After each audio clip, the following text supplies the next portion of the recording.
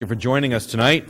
I'm going to call to order our regular session of October 23rd, 2018. The first item that we have on the agenda this evening is the opening prayer and the pledges of allegiance to the flags of the United States and the state of Texas. Councilmember Crawford will lead us in the opening prayer and in the pledges. If you'll join me in standing, please. Let us pray. Almighty and gracious God, I praise you for the blessings you have bestowed upon our country. Guide and guard your representatives in government as they care for the needs of all our citizens. Give them the wisdom to lead our society with honesty and justice, that we may have peace in our lives and opportunities to witness to your love. Protect those who serve in the armed forces and those who maintain the peace and safety of our city. We thank you for this blessing. Amen. Amen. I pledge allegiance to the flag of the United States of America and to the republic for which it stands, one nation, under God, indivisible, with liberty and justice for all. Honor our precious flag. I pledge allegiance to you, one state, under God, one and indivisible.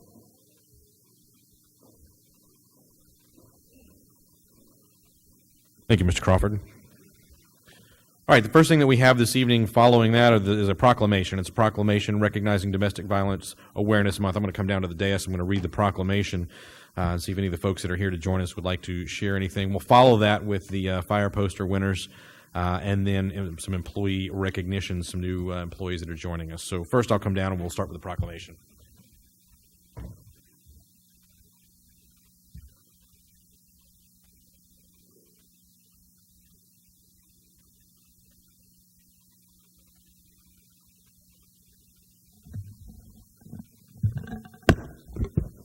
Down.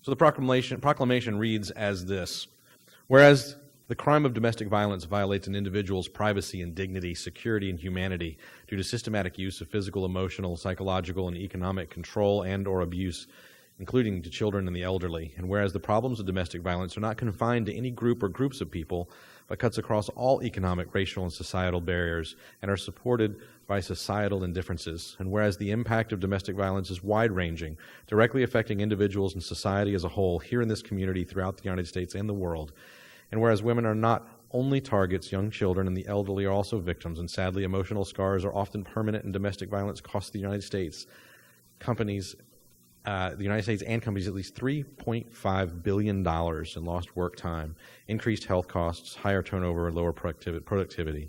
Now, therefore, I, Michael Carpenter, the mayor of the city of Schertz, Texas, do hereby proclaim the month of October as Domestic Violence Awareness Month and call upon all citizens, community agencies, religious organizations, medical facilities, and businesses to increase their participation in our effort to prevent domestic violence, thereby strengthening the communities in which we live. So that said, microphone for either one of you. Anything, comments you'd like to share? Yes, please. Council Mayor, thank you. My name is Nicole Douglas. I'm the Regional Crime Victim Liaison for the Schertz, Cibolo, and Live Oak Police Departments. I wanted to thank Council for your continued support. We had a very good city participation for Go Purple, which was last Thursday, and we had those pictures posted. And then I also wanted to invite you guys to the vigil. That's our third annual vigil we'll have for Texas victims who've lost their lives as a result of some sort of domestic violence incident. We'll be having that next week, Tuesday evening at Pickwell Park at 6 p.m. And I would like to also introduce Ashton Story. She's with our Guadalupe Valley Family Violence Shelter, who is a collaborative partner with our police department. We utilize their resources often, and I'm always referring victims of our community to their agency. Hi, my name is Ashton, and like she said, I do work for the Guadalupe Valley Family Violence Shelter. I am a domestic violence and a sexual assault advocate. We serve the 4 counties of Guadalupe, Gonzales, Wilson, and Karnes. In 2017, there were 136 Texas women who lost their lives to domestic violence. And that is what our vigils are for, is to honor them. But again, thank you all very much. We appreciate all the support that y'all give us. Sure. And this is for y'all.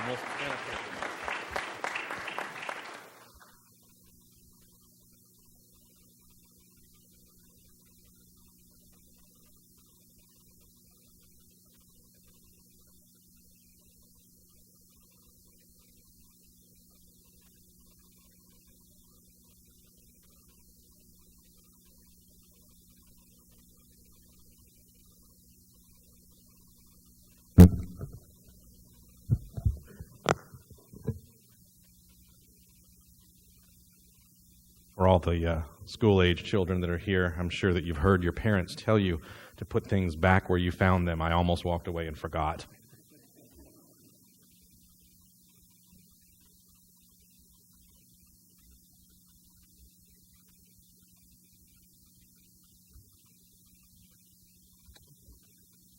All right, next on the agenda we have the fire poster winners, and Chief Long and staff, it's all yours. Thanks, Mayor. Thanks, Council. Thanks to all the parents that brought their students here tonight for us to recognize that participated in the fire prevention poster contest. We had about 40 participants this year. Thanks to staff and council and mayor as well that helped with the judging of all those. We had a couple of weeks ago, and so now we're just here tonight to recognize those winners and announce the winners and give trophies out. And the last award will be the Mayor's Choice Award. So.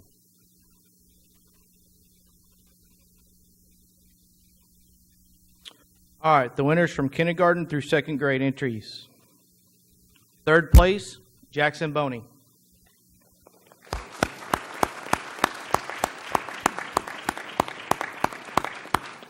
Kindergartner at Rose Garden Elementary.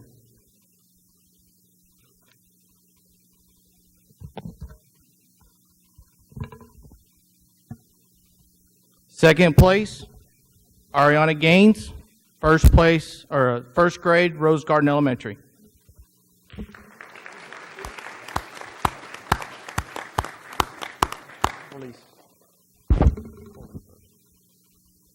First place,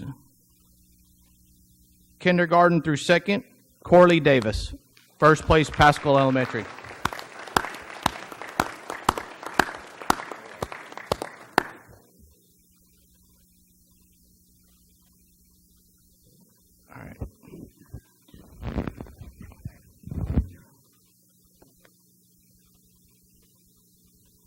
All right, winners from third and fourth grade.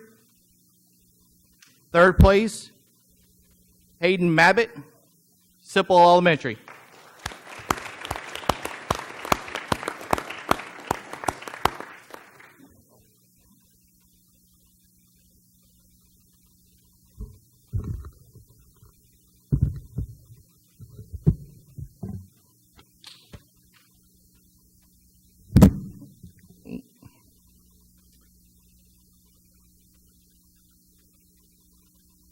Second place, Dayton Boney, fourth grade, Rose Garden Elementary.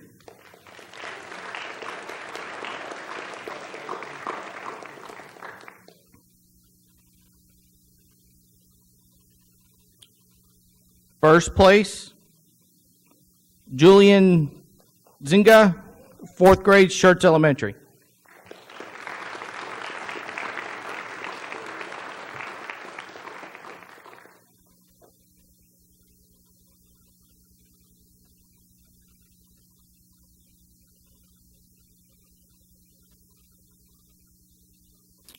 The winners of 5th and 6th grade,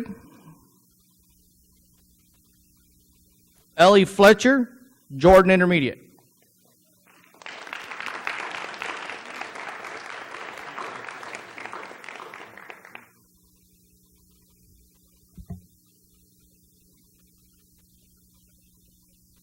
Arcilla Garcia, 6th grade, Jordan Intermediate.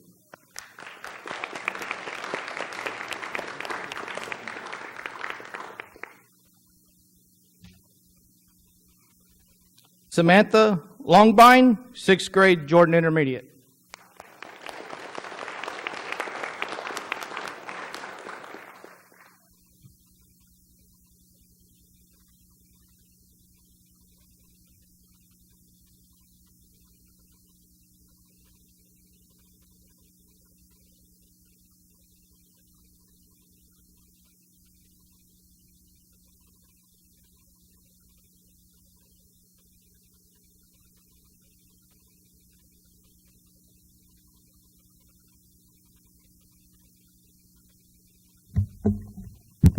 They were ahead of me putting the microphone back where it belonged, or back where it belonged.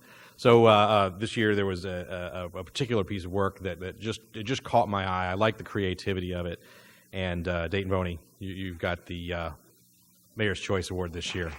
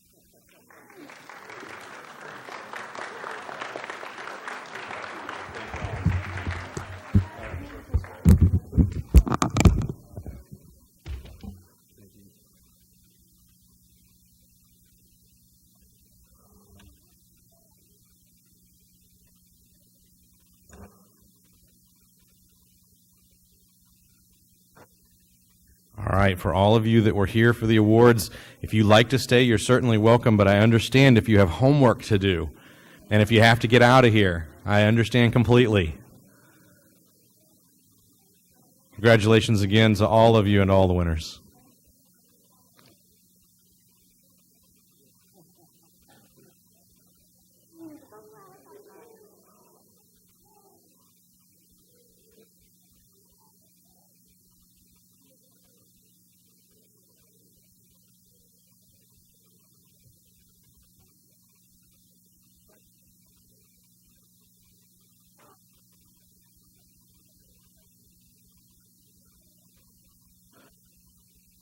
All right, next up on the agenda this evening, we have some employee recognition, some new employees that we'd like to recognize. We'll start off with the Finance Department.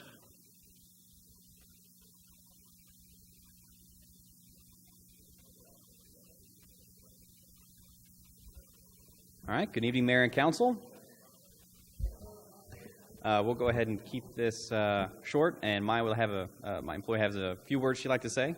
So I'll introduce Maya Ledoux. She's our new financial analyst with the City of Schertz. She will help us with our budgeting processes, our reporting, as well as managing and planning out our investments with the city. So I'd like to hand it over right now to Ms. Ledoux. Very good. First of all, welcome. Me and James, we decided we're going to this presentation and so short and sweet. And my name is Maya Ledoux, and originally born in South Korea, and I graduated University of Maryland as a Maryland of Accounting of Science, and passed the CPA 2012. I had worked the U.S. Air Force and private sector and City of San Antonio. City of San Antonio for financial team last 10 years, and finally landing the City of Schertz. And I'm so glad to be part of our Schertz, the financial team, and I'm also Schertz citizen. And Schertz is beautiful, and for living and working, it's a good place. Thank you. Congratulations once again. Very happy to have you with us. Next up, Planning and Community Development.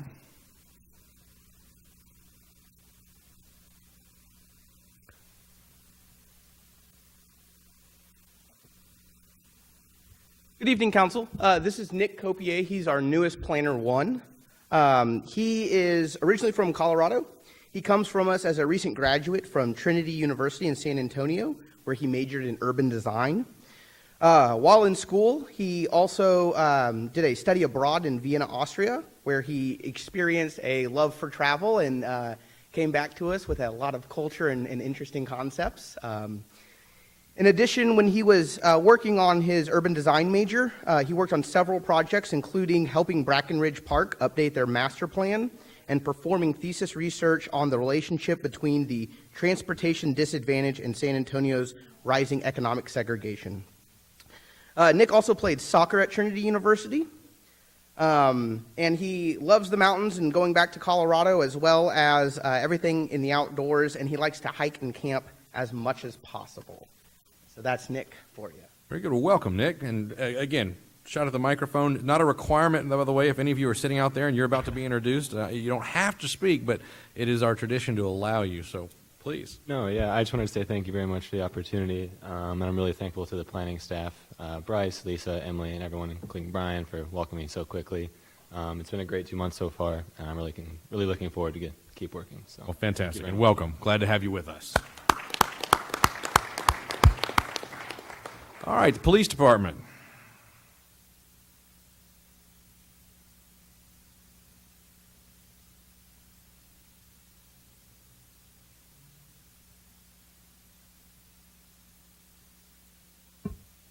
Good evening, Council. I would like to introduce you to our new Public Safety Communication Manager, Kimberly Harris.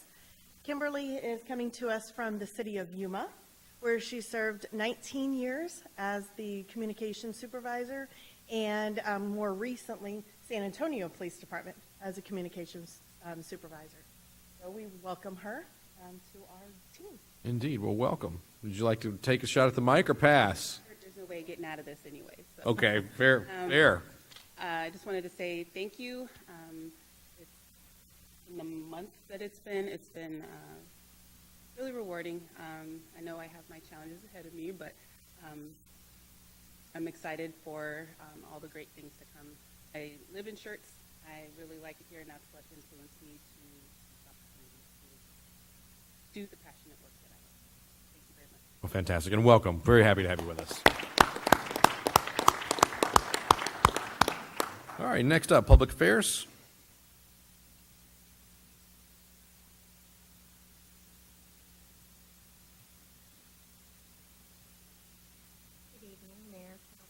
I would like to introduce Art Ortiz, our event attendant at the Civic Center.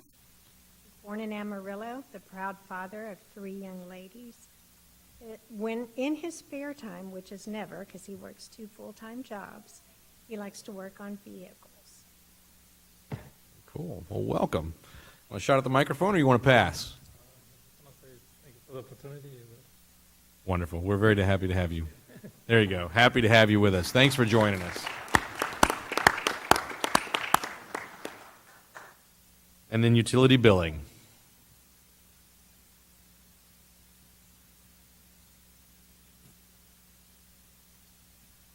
Good evening, Mayor, Council. I would like to introduce, where'd she go? No dancing. I would like to introduce you to our newest utility billing clerk. Her name is Corinne Reynolds. She was born and raised in Schertz. She left for 12 years and has since returned. She has a daughter who attends Clemens High School. In her spare time, Corinne likes to hunt, fish, and volunteer with the Bexar County Junior Livestock Show. Very nice. Welcome. Please. Good evening. So I just want to say thank you for the opportunity. I'm glad to be back home. That is my daughter, Aaliyah, who I'm very proud of. So thank you again for the opportunity. I appreciate it. Welcome. Glad to have you with us. Certainly.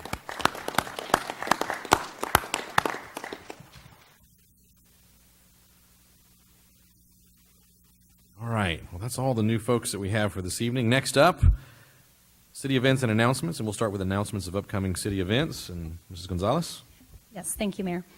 So just as a reminder, yesterday was the first day of early voting. It began. It runs through October 22nd and will continue through November 2nd. There's more information on the city's website, or you can contact the city secretary's office for information on elections, locations, election locations, dates, and times. On this coming weekend, Friday, October 26th through Sunday, October 28th, the Chamber is going to be hosting their Skylight Balloon Fest. Gates open Friday at 5 p.m. They open at Saturday at 7:30 and Sunday at 7:30 a.m. as well. Also on Saturday, the 27th, is going to be our Trunk or Treat event down at Pickerel Park, and that's going to be from 5 to 8 p.m. And it's hosted with in partnership with the City of Schertz and the Schertz Family YMCA. On Tuesday, October 30th, as Nicole had mentioned earlier, they're going to have the 3rd annual Candlelight Vigil. That's at 6 p.m. at Pickerel Park. On Friday, November 2nd, is the movie in the park featuring Coco. It's going to be at Pickerel Park at 6 p.m. We are going to have on Tuesday, November 6th, the City Council meeting has been canceled due to Election Day. The next regularly scheduled council meeting is on Tuesday, November 13th. And finally, on Tuesday, November 20th, there's going to be the special called council meeting to canvass the election results and perform the swearing-in ceremony. Thank you. Very good, thank you. Next up, announcements and recognitions by the acting city manager, Mr. James. Next up, announcements and recognitions by the mayor. I don't have any this evening, so we'll go straight to the hearing of residents, and we'll start with Christine Myers.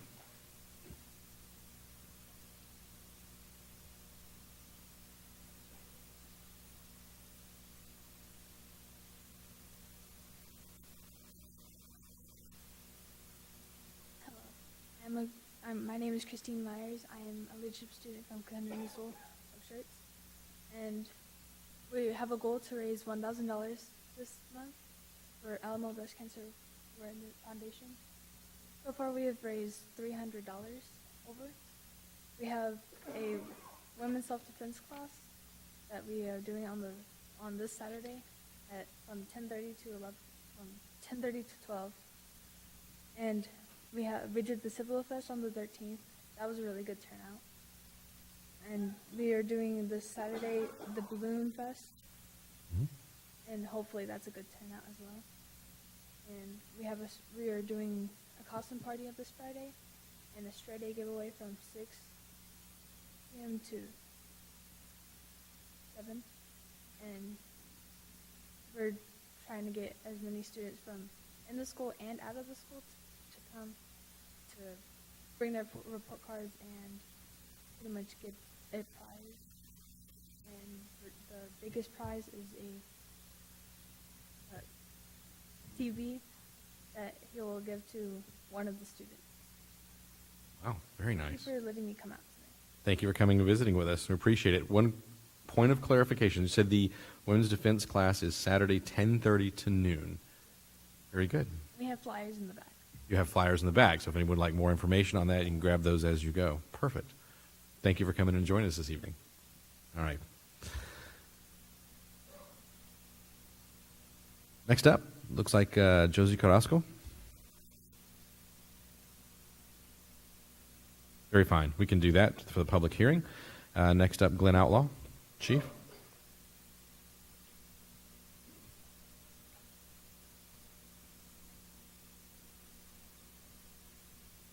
Good evening all. Glenn Outlaw, 3729 Forsyth Park. A couple of trivial little things. I see there's a lot of important business on the agenda tonight, but later on you're going to have a workshop and a discussion about recycling and refuse collection. Follow on from something you talked about several months ago. And I just wanted to give you one citizen's input. Number one, I think I would be all right with 1 day a week pickup. As you try to make things fair throughout the city. I understand, being a longtime resident, how things got the way they are, but it's just the wife and I, and I think we'd be fine with once a week. The trivial little thing is when we start talking about 96-gallon containers. Okay, those are big, and I got a pretty cluttered garage already, so I'm not sure where I would put one, let alone two.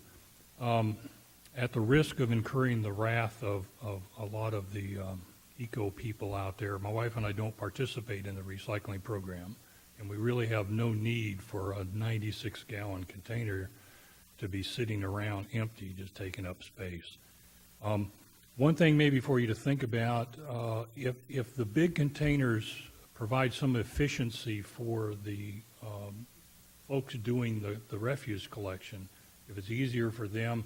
I know out in California where my sister lived, they use mechanical arms. The cans actually go out on the street and the truck stops and an arm picks up and dumps it. But as I watch the guys pick up our trash around the neighborhood, it seems like it's a lot easier for them to grab 1 or 2 bags. I just put them out in the morning. I don't use a can and throw those in the back of the truck than it would be for him to wrestle a 96-gallon trash can into the back of that truck. But anyway, I just want to give you a couple things to think about when you get around to that. I know you're probably a ways from making any decisions, but I just want to give you a little input. Thank you. Thank you, sir. And then next up, Mr. Coons.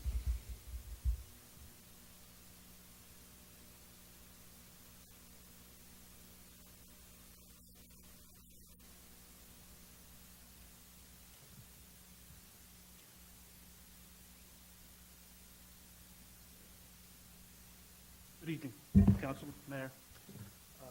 My name is Richard Kuntz. Pull that microphone down just a touch. There you go. That better? Perfect. Again, good evening. My name is Richard Kuntz. I am the president of the Schertz Police Association. This is Virgil Jones. He's our secretary. Some of the other members that weren't able to attend tonight that are members of our board, we have Martin Trevino. He is our vice president. We have Daniel Trevino, Sergeant at Arms. We have Greg Flowers, who is our treasurer. And finally, we have John Ortiz, who is our Political Action Committee treasurer. The reason I'm here tonight on behalf of the Schertz Police Association is we would like to extend our gratitude to the city of Schertz and to Mr. Brian James for their most recent generous action of allowing us to use the large pavilion in our most recent fundraiser for Brandy Welch. Brandy Welch is the wife of Mark Welch, who's an employee of the city of Schertz. Unfortunately, Brandy Welch has been diagnosed with having 2 brain tumors. And as such, that has caused a great deal of financial and emotional cost on the family. We do want to do what we can to support fellow members of not just the city of Schertz, but also employees here as well. And I'm sure the same sentiment goes along with the city council as well. Unfortunately, we can't do a whole lot as far as the emotional cost sometimes. The financial, we felt we could do something, and we felt the fundraiser was appropriate. We made great efforts, and again, with the support of the city and, of course, the citizens of this community, our fundraiser was a great success. Not only were we able to meet our goals, but we were able to surpass them. And again, that's in large part due to the great people of this city, the great leadership that also lead this community, and the members of the city staff. Many people showed up to not only give their financial support, but also just their emotional support for her as well. And I know it made a great deal of impact on Mark Welch and Brandy Welch.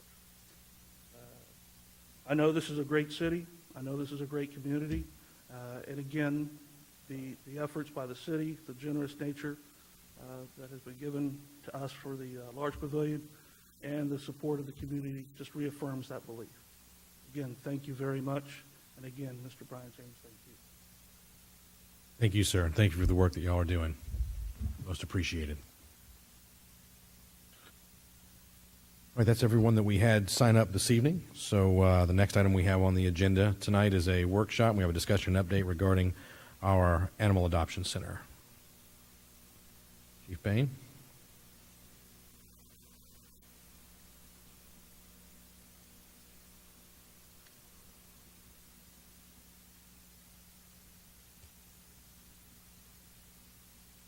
Good evening, Mayor, Council.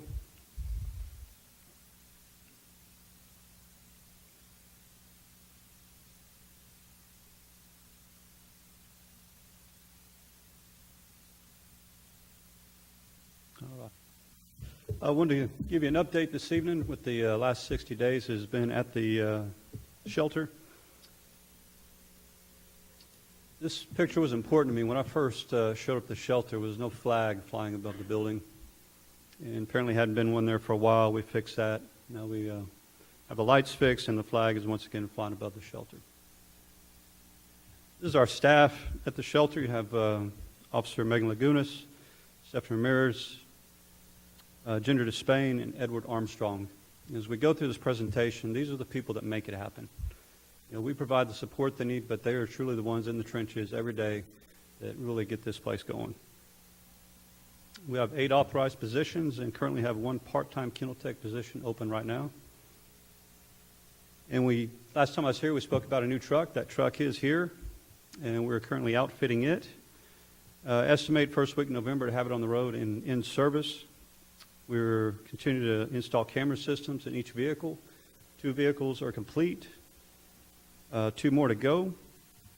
And we have recently purchased new laptops for each truck in order to run our CAD program, and that was with the use of seizure funds. We're also adding additional warning lights to each truck just to make sure our staff is safe out there in the field. Update on the facility itself. Since I got there, we've submitted 35 work orders for maintenance and repairs on the shelter. And I'm going to go over the list of some of the things that we've accomplished in that time. When we got there, dog runs were not being utilized, at least the way they should be. On the adoption side of the shelter, there's 2 runs that could not be used at the same time. This was because of the large gap in the gates where dogs could get at one another if they didn't like one another, and opening along the building that the dogs could get through. Here is what we had before. And our great welder, Brian Timmons with the City of Schertz, came in and added some filler panels for us to secure that gate. This was a gap between the building and the fence, and once again, Brian came in and added a filler panel there as well, so now we can use both dog runs without fear of the dogs getting at one another. We had some old chain link fence, broken sprinklers, old benches. That was all removed to make it safe and better for the visitors and animals. Parks has ordered new benches for each dog run. Another issue is shade. As you know, during the summer, shade is something we really need if we're going to run the dogs out in the runs.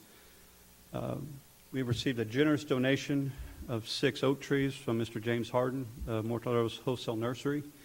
And if it ever stops raining, we'll actually plant those trees.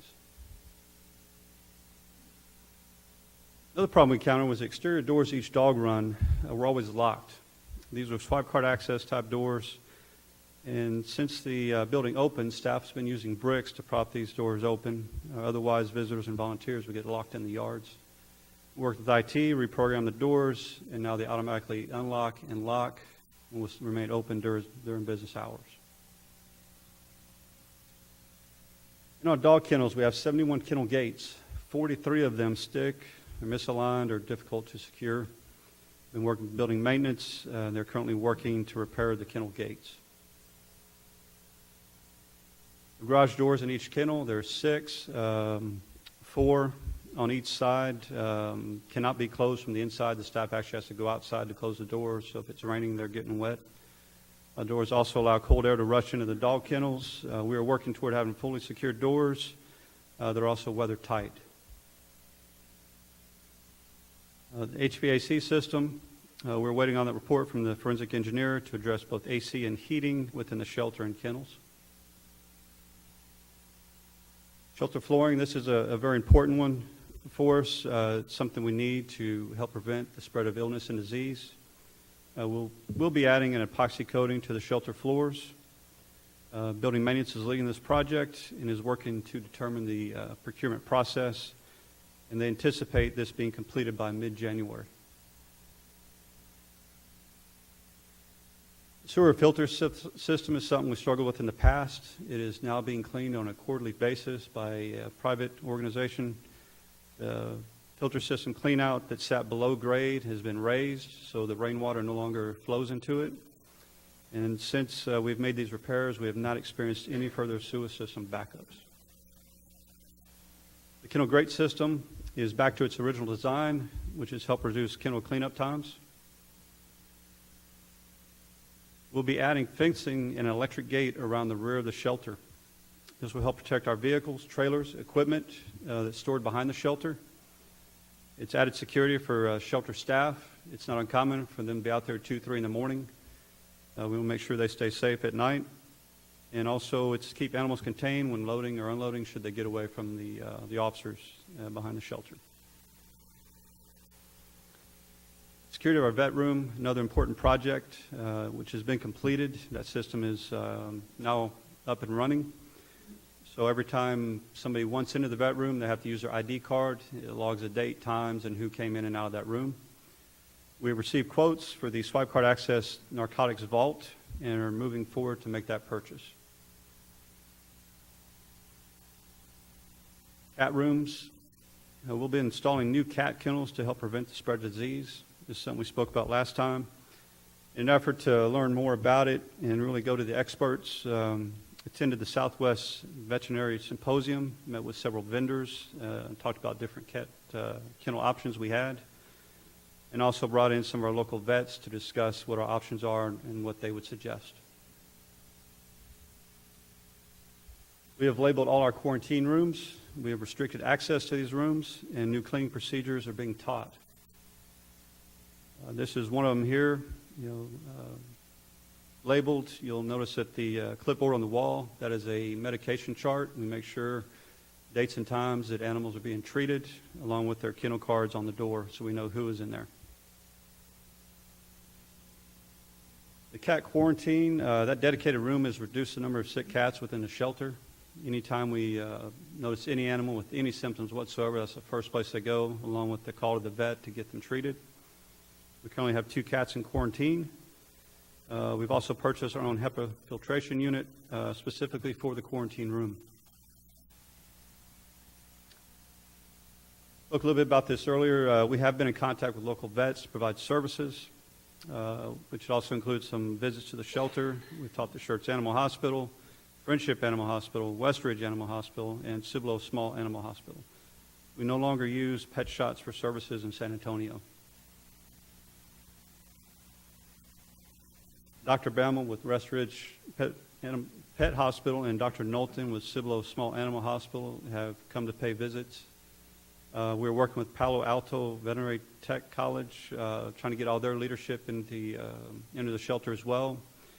We just struggled for everybody to get on the same schedule. Topics discussed when we do have these visits are animal quarantines, cleaning procedures, cleaning products, cat kennels, and shelter medicine. Shelter operations. We have a 12,000 square foot facility, 71 dog kennels, 52 cat kennels, and 3 cat rooms.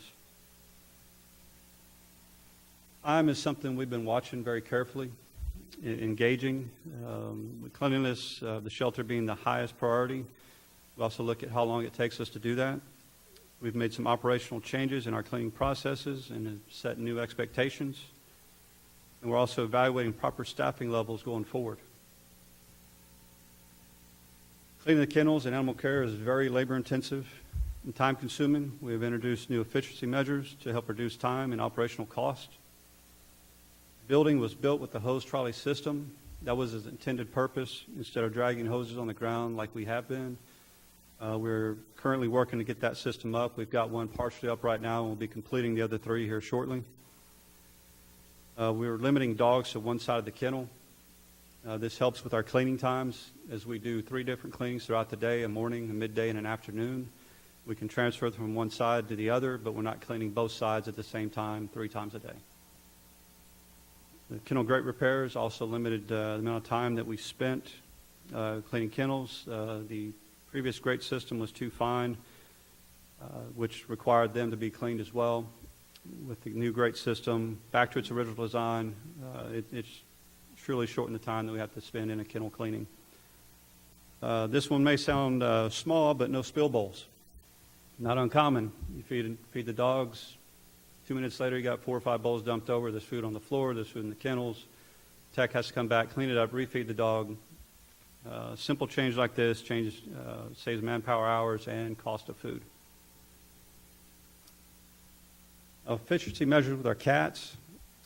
Instead of using multiple small kennels, we're using larger cat rooms instead. This cuts down on cleaning times. And we currently have 3 cat rooms in use. 1 cat room is for our older senior cats. We have 1 for our juvenile younger cats and 1 for our kittens.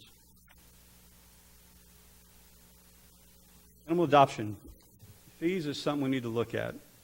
We looked at what the other cities around us are doing. In some cases, our fees are double what others are. We will be requesting some fee changes. Based on what we've seen, we are in a competitive market. If somebody has a choice to go get a $34 cat from San Antonio, come to Schertz, we need to be somewhat more competitive. Our goal is to adopt pets out quickly, as it reduces our city's cost for care and keeps the shelter from filling up.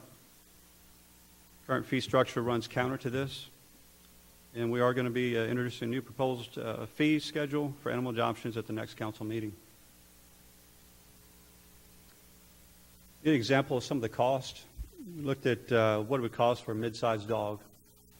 It's approximately $5 a day. This includes food, water, cleaning supplies, and kennel tech labor costs to clean its kennel. That's approximately $150 a month that we'll spend on a mid-sized dog. 3 months, it's $450. 6 months, $900. Now you look at the length of time we have animals at the shelter currently. 36 are there less than a month. More than a month, 13. More than 2 months, 6. 3 months, 2. 6 months, 2. So we've already got $900 invested in two dogs there. So this is paramount that we not only address the fee schedule, but we do have some animal adoption events that we'll be holding as well to try to move these animals along and reduce these costs. Animal adoption efficiency was something we really looked at. What was happening in the past is that someone would come in and look for a cat or a dog, and then we would go and spay or neuter it. So you're having to wait 3, 4, or 5 days sometimes because we would have to get an appointment for the dog once it was adopted. Well, we've stopped that. We've worked with Cibolo Small Animal Hospital. Now we have preset weekly appointments. Tuesdays and Thursdays are dedicated to the Schertz Animal Shelter. So we provide them a list on Monday and Wednesday of what animals we're bringing the following day. Our goal is to have animals 100% ready for adoption by the time they're ready to be placed up for adoption. Therefore, there's no waiting, and when somebody comes in and falls in love with the dog or cat they like, they get to take it with them. We're adopting kittens at 6 weeks instead of 12.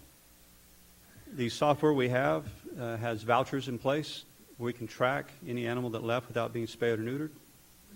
As the kittens are so young, they're not eligible for that procedure, but there's no sense us taking care of the animals for another 6 weeks when they could be with their families. Adoption events. Gilman Subaru this past weekend. Between the adoption event and the shelter, we did 8 adoptions in one afternoon. We had run a special on some of our pricing on top of being out in the community, and it paid off. We'll be doing a lot more adoption events in the future. This next weekend we have Balloon Fest. We'll be there Friday afternoon or Friday evening, then also Saturday. We're working on additional locations in the city to hold adoption events, and we've reached out to Vanguard seeking to do an adoption vaccination event in conjunction with their services. Recently partnered with Pet Finder. If you're familiar with it, it's one of the largest pet adoption sites out there. And we look to be advertising our animals on there starting this next week. We're working with the Samuel Clemens Theater Arts Group to produce an animal adoption commercial. Should be a fun project, so stay tuned. New foster program. We have animals at the shelter that are heartworm positive, and it does concern people coming in and dealing with the heartworm positive animal. We're working on a new foster program. I have a group of local citizens that are willing to help, and we're going to start recruiting for more animal fosters. Any animals that are heartworm positive, if you know anything about the treatment, the shelter is not the best environment for them. We want them in a home, somewhere it's stress-free, quiet. They're not getting a lot of excitement. We have 2 fosters in process that will be fostering 2 heartworm positive dogs we have now. And this past week, we actually adopted out 2 heartworm positive dogs, which was actually very exciting that people are willing to take on that responsibility. Our new fosters will be vetted to ensure animals are provided the best care and quality living conditions. We're working to increase the number of volunteers to help at the shelter, and we now have defined tasks for volunteers to perform. One thing that's very important is getting our animals socialized. We want them out walking the dogs, getting the dogs learn to walk on the leash, cycle dogs at the dog runs so they get exercised, socializing our cats, helping wash dishes, laundry, and assist with adoption events. Matter of fact, this past weekend we had a volunteer helping us at an adoption event. It was a great help. Many generous people in our community have made donations to the shelter for treatment of animals. Donations have been used to treat heartworm positive animals. And we're currently working with IT to have the ability to accept online donations. We anticipate this going live by end of the year. Last, as we continue to focus on updating our policies and procedures, it's an ongoing project. That policy procedure book is a living document that we'll continue to update as time goes on. Any questions? First of all, thank you, Chief. I appreciate that. That's a comprehensive update. A lot of work that's been going on. Before I open it up to City Council, I'll tell you I got a text last night from a priest in San Antonio who was sending a note on behalf of a friend who had a dog escape from their yard and wanted to see if there's a way we could find a status. I was hesitant to take an action given that we don't know if that animal's going to be here in Cibolo and Guadalupe County. So my wife naturally was like, just step out of the way. And she sent an email to the email address that's on our website. And it's well after hours. And Chief Bain responded within just a few minutes after hours to that email. And it turns out we did have that person's animal safe in our facility this morning. So in addition to all the things that you just outlined, that kind of responsiveness after hours is great work. So, Council, comments, questions? Mr. Gutierrez. Chief Payne, thanks for all the hard work you and your team have accomplished. Very impressive. You did miss one thing. I remembered, you have a checklist. You failed to mention that every dog is screened and administered the same procedure, so nothing is overlooked. That's something you failed to mention, but it's a great thing that you have. The actions that you've taken have made a difference, and I do really appreciate everything your staff has done. Thank you. Very good. Anyone else? If not, we look forward to some future updates as well. Thank you to the staff. Hope that you're getting the things that you do need. You guys do some of the most difficult work in the city. It does not go unrecognized. All the animals in my house are rescues. I lost one yesterday. I'm not ready to come get a new one yet. But the work that you do is impressive, and it's difficult work, and it's often thankless work, and that does not go unrecognized. Thank you very much. We appreciate it. Chief, thank you. Appreciate the update, sir.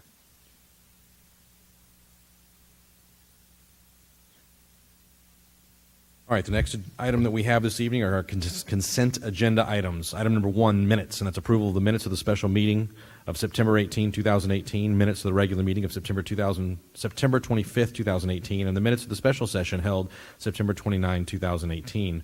Item number 2, ordinance 18S34. An ordinance by the City Council of City of Schertz, Texas, to approve a specific use permit to allow for operation of a convenience store with gas pumps at the southeast corner of the intersection of FM 1518 and Maskey Road in Schertz in Guadalupe County, Texas. Item number 3, Resolution 18R114, a resolution by the City Council of City of Schertz, Texas, authorizing an agreement with the developer of the Homestead subdivision project for construction of public improvements. Item number 4, Resolution 18R134, a resolution by the City Council of City of Schertz, Texas, authorizing a public library and a local agreement with Guadalupe County, Texas, and other matters in connection therewith. Item number 5, Resolution 18R135, a resolution by the City Council of City of Schertz, Texas, authorizing purchases up to $75,000 with any one vendor, including Baker & Taylor Incorporated and Ingram Library Services Incorporated, and other matters in connection therewith. Item number 6, Resolution 18R136, a resolution by the City Council of City of Schertz, Texas, authorizing the extension for 1 year of the bank depository agreement with Schertz Bank and Trust and other matters in connection therewith.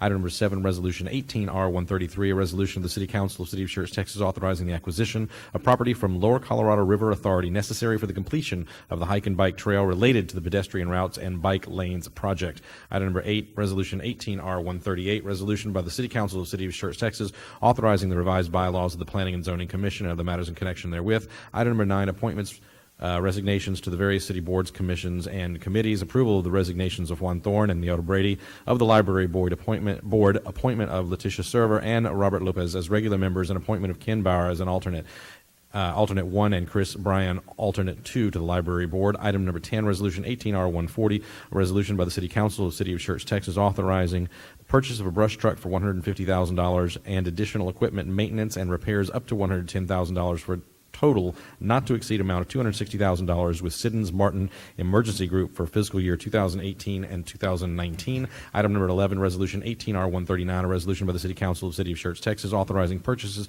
up to $95,000 with any one vendor, including Southern Computer Warehouse, Intech, Southwest, PCS Mobile, SHI, Dell, and CDW, and other matters in connection therewith.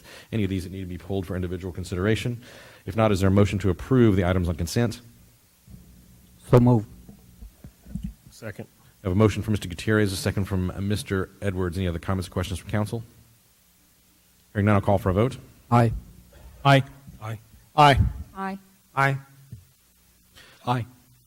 I have 7 ayes and no nays. The motion carries. Thank you, council. Next item we have on the agenda this evening is discussion and action items. Item number 12, Ordinance 18S35, an ordinance by the City Council of the City of Schertz, Texas, amending the official zoning map by rezoning approximately 1.8 acres of land from single-family residential agricultural, RA, and general business, GB, to Neighborhood Services District, or NS. This is first reading. This is also scheduled for a public hearing this evening. This evening we will have staff make a presentation.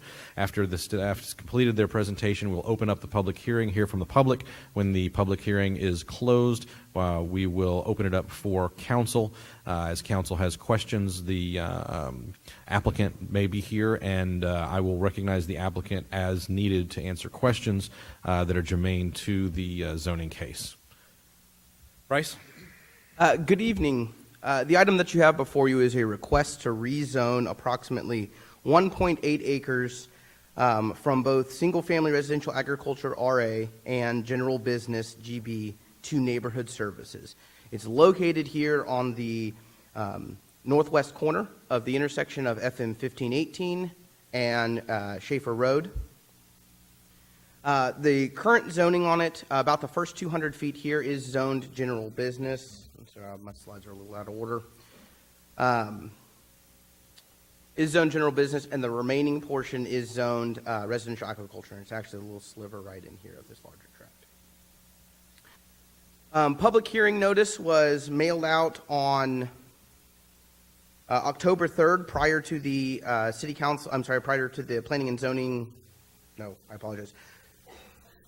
Public hearing notice was placed in the newspaper in the San Antonio Express News on October 3rd, and 14 public hearing notices were mailed out prior to the Planning and Zoning Commission meeting, and they were mailed out on August 30th to the residents within 200 feet as identified on this map. Since this, at this current time, staff has received 29 responses opposed to this, with 4 of those responses being within the noticing area. So here's just a little overview of where those responses have been received in opposition of this project. The comprehensive land use plan identifies this area, which is located here where the star is, as the mixed-use neighborhood, and the objectives for mixed-use neighborhood include the encouragement of a mix of residential uses as well as limited commercial development to support the daily activities of the area. This designation allows for limited commercial development, and the neighborhood services district would allow for that limited commercial development while also being compatible with surrounding residential uses that are supported by the future land use plan and comprehensive plan. The current property is surrounded by vacant land and right-of-way to both the north and west, and I'll kind of go back here for you. And it is surrounded by right-of-way on 2 sides as well. Additionally, there is a daycare here to the north and the Willow Grove subdivision with commercial outparcels to the south beyond Schaefer Road. The proposed neighborhood services zoning is intended to provide suitable areas for the development of certain services and retail uses in close proximity to residential neighborhoods. So providing a lot of providing a lot of commercial uses that can be used by those neighborhoods, as opposed to our more intensive general business zoning district, which is where we see along I-35, along our arterial corridors like 3009, that we have a lot more intense commercial. The concept behind neighborhood services is to really pick up those things that help out in neighborhoods. On this slide, and I'll leave it up for a little bit, I've identified the differences between general business, which is our normal commercial zoning district, and neighborhood services. So all of these items are allowed in general business, and then just the ones in the orange are allowed in neighborhood services. So all the things that are in the blue are not allowed in neighborhood services. This is a good, this zoning is supported by staff at this location because the neighborhood services zoning district is a better option in close proximity to single-family residential, because there are a number of uses that are in the general business zoning district that are not traditionally compatible with neighborhood residential development, including things like a tool rental location or a bar or tavern or I believe dance hall is on here as well, dance hall or nightclub. You know, those things that typically have a lot more noise, a lot more traffic to them. Maybe the aesthetics don't really blend in that residential setting. That's a lower intensity commercial. The Planning and Zoning Commission did conduct a public hearing on September 12th, and they ended up offering a recommendation of denial of this item to City Council on a 4-2 vote, with Commissioner Dalla and Commissioner Outlaw voting nay in that vote. Additionally, staff does recommend approval of the proposed zoning as it is in compliance with the goals and objectives of the comprehensive plan, the existing land use conditions, and that neighborhood services is the most appropriate zoning district for this property. Again, it is bordered on 2 roadways, one being FM 1518, which is a principal arterial on our master thoroughfare plan, and the other being Schaefer Road, which is a collector class street.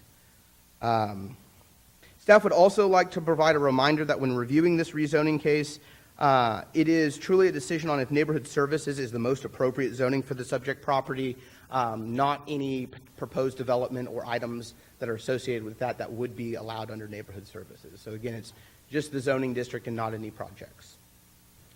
The applicant and property owner are here and do have a few words to say if they can be recognized. They may.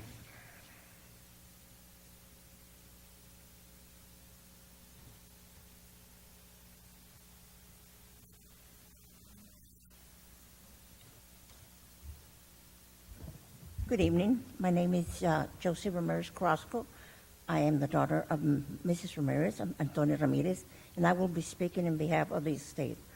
Our state is seeking to rezone to neighborhood services approximately 1.8 acres of the intersection of 1518 and West Schaefer Road. As a member of the state, I have taken the lead in managing the property. This property has belonged to my family for decades. My father purchased it in 1970. Since then, the property has remained vacant and undeveloped. I am asking for your support today to approve our request to rezone a portion of our property to neighborhood services. By rezoning the neighborhood services, the future owners will be able to develop a neighborhood amenity that is appropriate for the corner property. Thank you for your consideration, and it's my hope that you will approve this zone change request. Thank you very much. Ma'am? Thank you, Josie. Hi, good evening. My name is Ashley Fairmond. I work with a local law firm called Kaufman and Killen. I represent the potential buyer of this site. I just have a few things to say, just to really emphasize what Bryce pointed out is, this site was selected because we believe it's a good location for commercial development along 1518. And a large portion of the property is already zoned general business. So, looking at the intersection, all corners of the intersection have that general business zoning, so it seemed appropriate for commercial development since that's how it's zoned. We are proposing to downzone it to the neighborhood services. We do believe that that's a more appropriate zoning for this intersection, nearby residential. And it also, accommodates our proposed use, but also limits the uses that could go there if the development doesn't occur. So as Bryce pointed out, there would be no bars, no auto repair, no heavy equipment sales, those type of intense uses that are probably not appropriate for this location. So the neighborhood services also, as Bryce mentioned, is consistent with the comprehensive land use plan. And basically for all of those reasons, we hope that you'll support the zoning request. I am happy to answer any specific questions that you may have. Thank you. Thank you. Bryce, anything else from staff? Anything else from staff? No. Okay. All right, this time we're going to open the public hearing. What I'd like to ask is if you decide you'd like to speak before council on this matter, when you come forward, if you'll state your name and address for the record for the city secretary to record. Ask that you keep your comments to around 3 minutes, but we've got a little bit of flexibility there if you need a little bit more time. With that said, we'll go ahead and open the public hearing, and anybody who would like to address the council may come forward and do so at this time.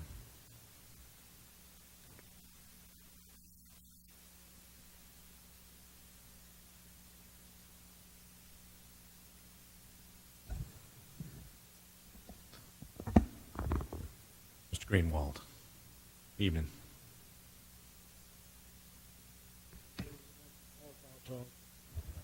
Very fine. Ken Greenwald, 205 Westchester Drive, also part of the P&Z. The reason most of us are against this is because they're leaving one half of a lot empty. They're not using it, not buying it. What's going to happen to it? It's not a full-size lot. You can't build anything on it. Never did get an answer, other than the price was too high. Thank you. Thank you, sir.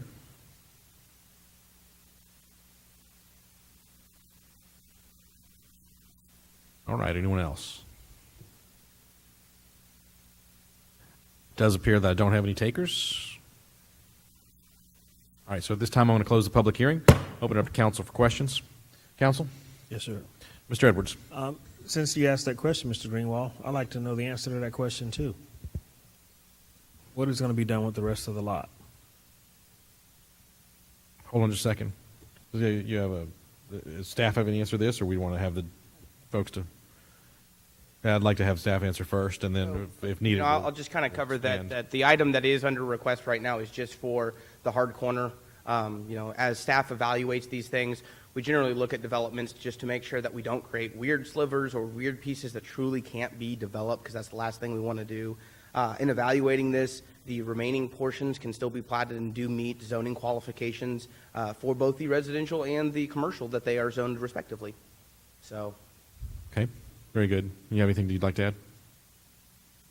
Sure. So the property is pretty large that Ms. Carrasco's family owns. It's about 4.75 acres. And the development or the rezoning that we need is only for about 1.8.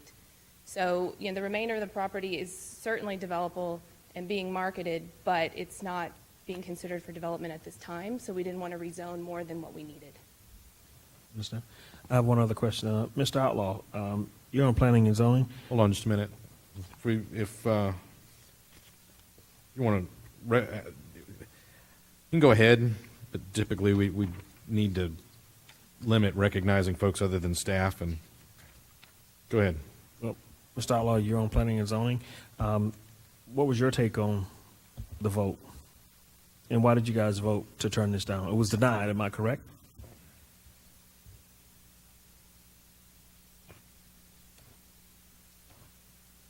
Yes, sir, you're correct. The recommendation from Planning and Zoning was to disapprove the request to rezone. I voted nay on that motion because I felt that neighborhood services was the appropriate zoning for this area.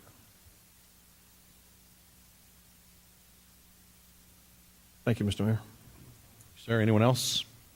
Dr. Scagliola? Yeah, Bryce, if you wouldn't mind, just a couple of questions about the views of the residents. Now, how many of them submitted their views on this particular property? So there are 29 oppositions. They were all included in the staff packet. Most of them were about a project that's proposed there and not about the zoning itself. There are a lot of the general commentaries about property values. That's interesting. Can you really separate the zoning from the intended You use? absolutely can. You absolutely can. Should you? Yes, you should. Because the way our zoning code is written specifically is when we look at zoning items into commercial, we are saying we're okay with any of these uses there. And the ones that we're not are the ones that we maybe want a little more control over. We require specific use permits. Case in point, this evening there was a second reading on consent for a gas station at the corner of Maskey Road and FM 1518 on the north side.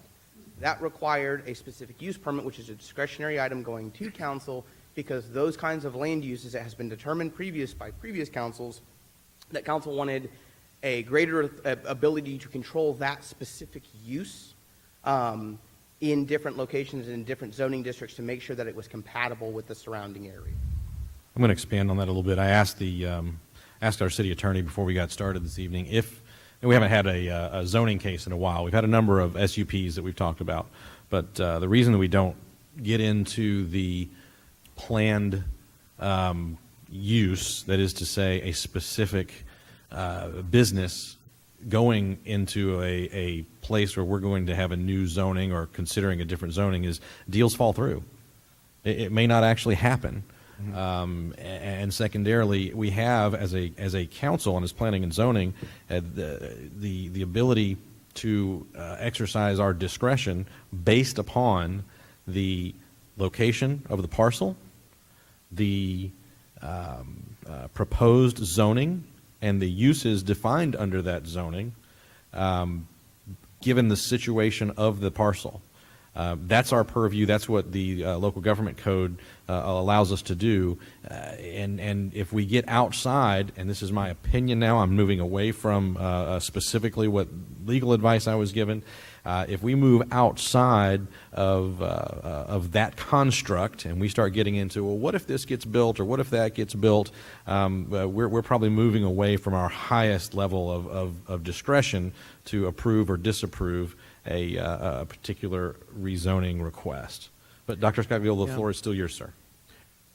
Yeah, I appreciate that perspective. One of the things that concerns me is if you go with the rezoning, that establishes precedent, because the next piece of land coming in may want the same type of zoning. I think our zoning map as stands was put in place for a purpose. I'm a little reluctant to actually change it for this small parcel of land, especially against the objections of so many individuals out there. Whether their objections were founded or not, I'm just a little bit leery about going ahead with zoning changes like this. That's all I have, sir. Very good. Anyone else? Mr. Davis? Bryce, do you have the map that shows the property again?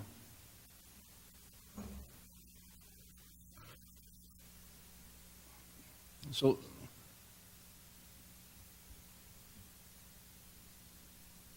can you explain the lines that we're seeing there? The green boundary, is that the sum total of the property area that we're talking about? No. So the green boundary is the area requested to be rezoned, the 1.8 acres. It is out of this larger parcel that is right here, which is a little over 4 acres. Okay, but of the section that is asking for rezone, that's a combination of rezoning from general business and agricultural residential. Yes. To make that entire green box neighborhood services. That's correct. And what is the zoning of the land in that L-shaped area on the rest of the property? So approximately the first 200 feet along FM 1518, so about to here, is general business. Right. And then the remainder is that residential agriculture. So as you'll see here on the zoning map, and maybe let me go to that, and that may help a little bit more for this. You can see that along 1518, this is about the 200 feet. This is the overall larger tract. So the piece that they're looking at rezoning is about right in here.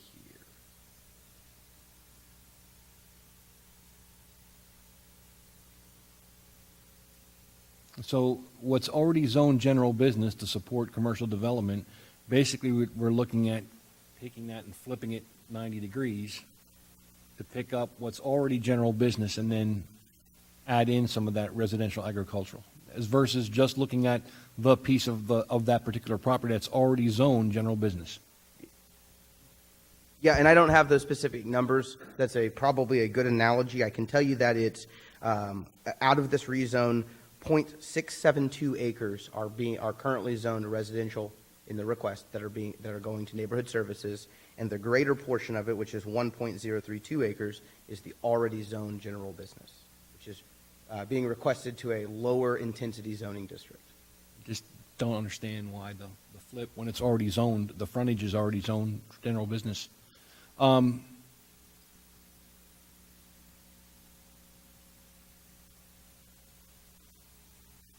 there any impacts with any of these changes that would affect the ongoing project with 1518 to widen the 1518 with the TechStop project and or the South Schertz wastewater project?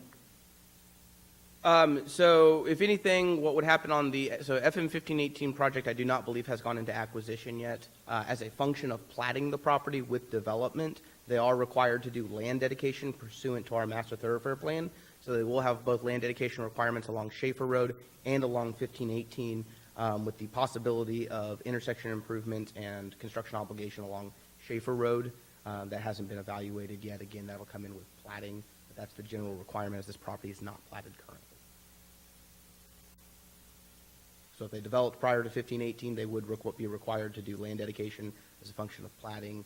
I believe that this ultimately wants to sewer. It's kind of towards the top of the sewer plane, and yeah, I think the folks looking at purchasing this have been looking at having it tie into the existing Rhine Valley lift station and doing some improvements to that for some capacity improvements, which I believe is on the master sewer plan to be picked up by the Cibolo West line, which is a future planned line, not the Woman Hollering trunk main, which is the one that is currently soon to go into construction. Do you have one that shows the neighborhood services overlay? As far onto the zoning district? Yes. I don't. But I can tell you that, if you this is the approximate 200-foot boundary right here. And so what they're requesting is this to go into neighborhood services. And Councilman, if I may, if this helps maybe to some of the issues in terms of why the additional land for commercial is necessary, keep in mind that probably when the zoning was put in place here, our development standards were different. And so you may recall we have had some issues with developers struggling to meet our current code requirements on currently size properties. So if you think about the development on Schertz Parkway, for example, some of those that have come in with the doctor's office up across from Pascal, they struggled to make that fit. And they struggled to make that fit because we've upped our development standards and it takes more land. And so I think this is the kind of the thing that we'll see more often, which is people saying, I need a bit more depth if I'm going to meet your development requirements than when the zoning was put in place.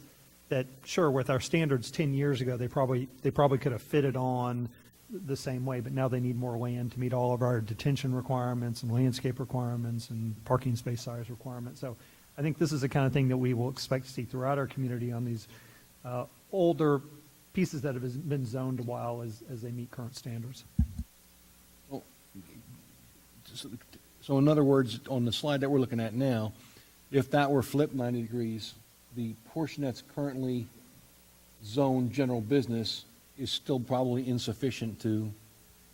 Most likely, yes. So a couple unique items that exist on this roadway. So in Article 14 of our, which is transportation of our Unified Development Code, we have some additional design standards based on roadway classification. So for our principal and secondary arterials being most of the FM roads, Schertz Parkway, Hubertus are kind of larger roadway systems. We have some additional requirements such as a 50-foot building setback instead of a 25-foot building setback, as well as a 20-foot landscape buffer instead of a 15-foot landscape buffer. One of the other items that we have is there will be right-of-way dedication. So they're, I'm already assuming for what that new property line looks like for the 1518 expansion. And there's also, we struggle on FM roadways to deal with a number of utility easements, including public water and sewer easements, as well as dry utilities, which has been kind of an ongoing challenge that we've been trying to get some creative options to work through in order to get those street trees in, that buffer in, that kind of thing, but still have some usable land so they're not eating up almost, I think, 38 or 40 feet in easements before they're able to start, street trees and things like that that are required before the first row parking. Mr. Larson? I think this is a great opportunity. We have a lot of difficult decisions to make on council, and one of the things we look at, I'm not sure that general business is the right zoning. especially with the residential development there. But I certainly would hate to be in a situation where we have to use the force of law to downzone against the will of a property owner. But we've had a property owner come to us and say, hey, we want to voluntarily downzone to a more appropriate zoning for the area. It's a part of the community that doesn't have a lot of commercial development yet. We certainly need the commercial development to help ease the burden off of the residents who we just passed a significant tax increase on because of revenue issues. So commercial development is certainly a bonus opportunity. So to be able to downzone at the will of the property owner to a more appropriate zoning for that area, really protecting the residents from some of the challenges that can come from the general business designation that certainly would be less desirable based on the list that you showed for being right next to a neighborhood. I think it's an incredible opportunity to go closer to the plans that we've published for that area, and to do so at the will and excitement of the property owner is an opportunity I don't think we can pass up. Mr. Crawford. Price, if I understood what was said earlier, we've already accounted for the widening of 1518. Was that 120-foot right away across the entire thing? I actually believe it is up to 130 feet. That takes a big hunk out of anybody's property. We know we've already bonded the money for 1518. That's with TxDOT. We're starting on that. So we're going to go through this process of widening that road before this place is built. Well, we're going to start that process before this is built. It can be built because we know what the right-of-way widths are at this point in time. So that's a big concern to be taking into account. And downgrading the zoning is a plus with respect to having the control, because you have less categories in neighborhood services than you do in general business.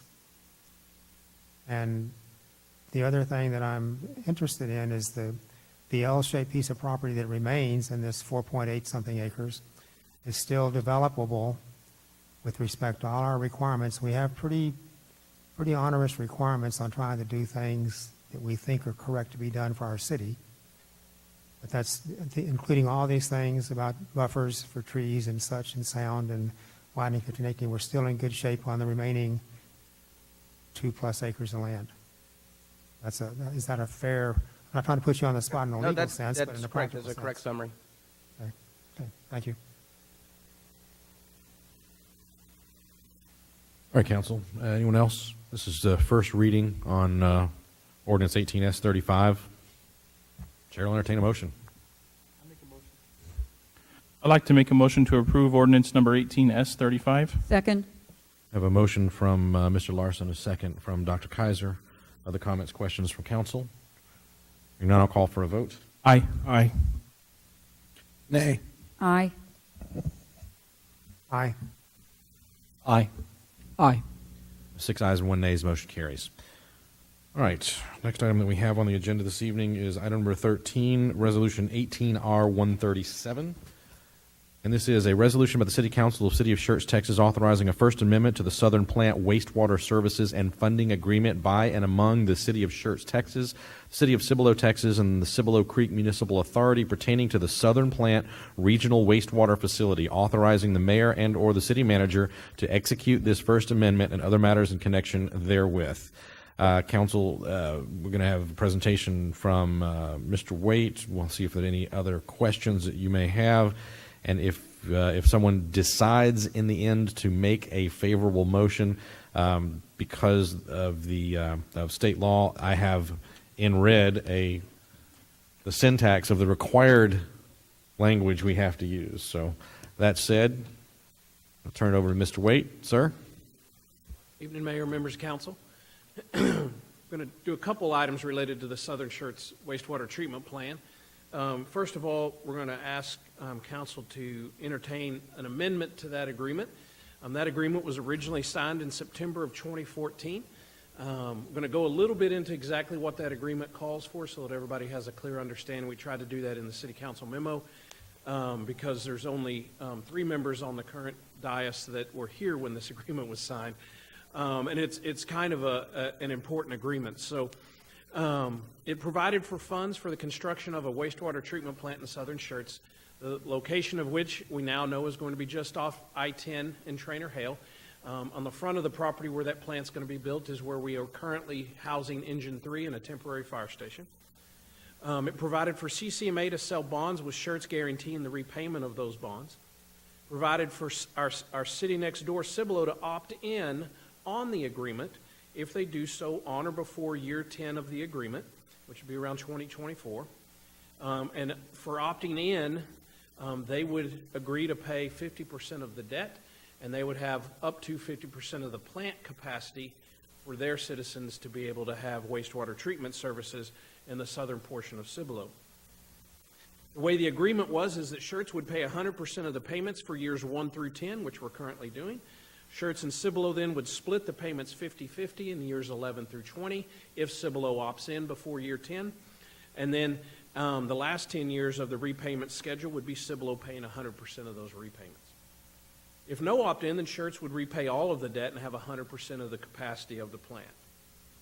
The original capacity of the plant, according to the agreement, is going to be 500,000 gallons of wastewater treatment a day. Currently, just so council knows, the subdivisions that are in process in southern Schertz that will be serviced by this plant on their own will exceed that 500,000 gallon capacity when those subdivisions are completely built out. And so one of the things that came up in discussions when we were looking at this amendment is, well, why are we on the hook for the full amount? We're not building a plant that's going to exceed the capacity. Matter of fact, the plant we're looking at doing with this agreement is going to have to be expanded just for the city of Schertz, even if our partner city next door never comes on board. Future expansions to the plant will be done with impact fees and CCMA standard debt issuances that are built into their rate structure. And Cibolo's opt-in is dependent upon their acquisition of certificates of convenience and necessity in the southern part of their city that would allow them to provide wastewater services for their citizens. And I got a couple of maps here to show you this. So this is the city of Schertz, and this is what, if you've heard us talk about CCNs before, what we call the wedge. This is a portion of our city that is not in our water or wastewater treatment service area in southern Schertz. And you can see across the Cibolo Creek in the area that Cibolo has now annexed that it's almost completely Green Valley SUD CCN as well. About 2 years ago, we approached council and got authorization to follow state law and to acquire the CCN for the portions of land in that wedge that are currently within our city limits. We've annexed that entire area. However, all the land parcels that you see in white have signed development agreements with the city. In exchange for that, they were not annexed. And if they do decide to develop, then we get right of first refusal to that annexation. The ones in light blue are the parcels of land that we are moving forward to get into our CCN. The PUC was favorable in that and granted us that CCN transference from Green Valley SUD to us.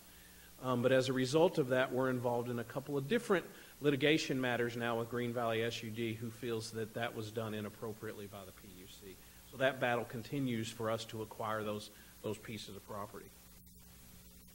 Our city next door is fighting a very similar battle.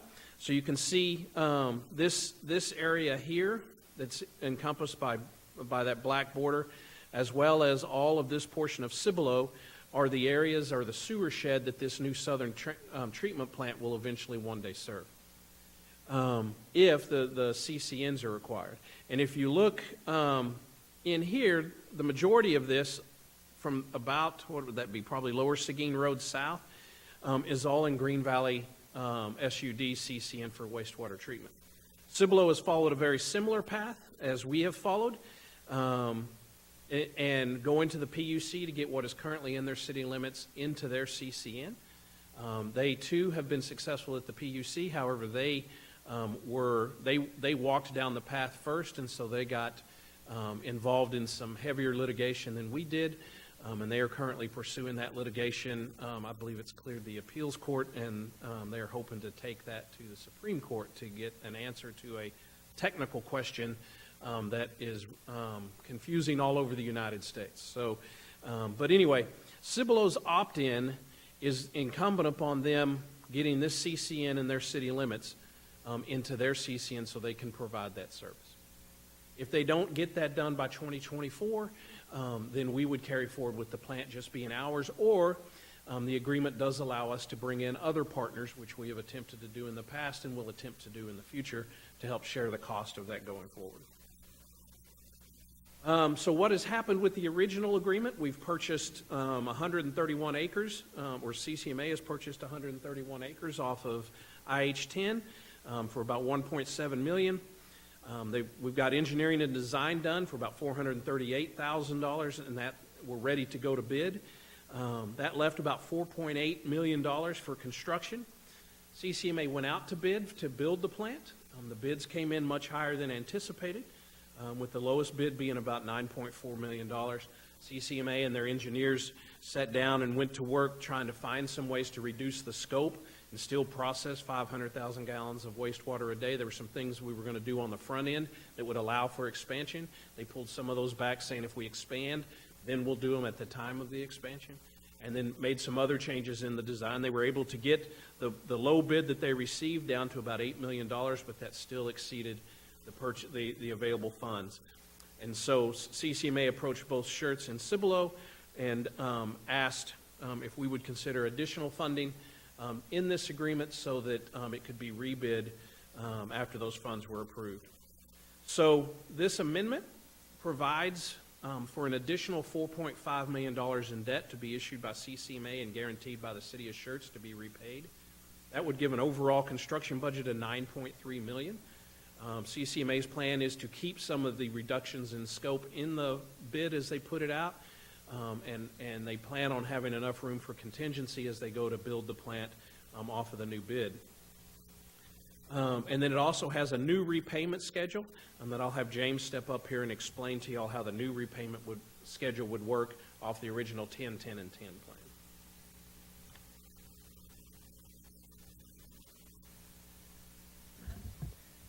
So the chart is a little blurry on the screen, but you do have a copy in your packets for further review.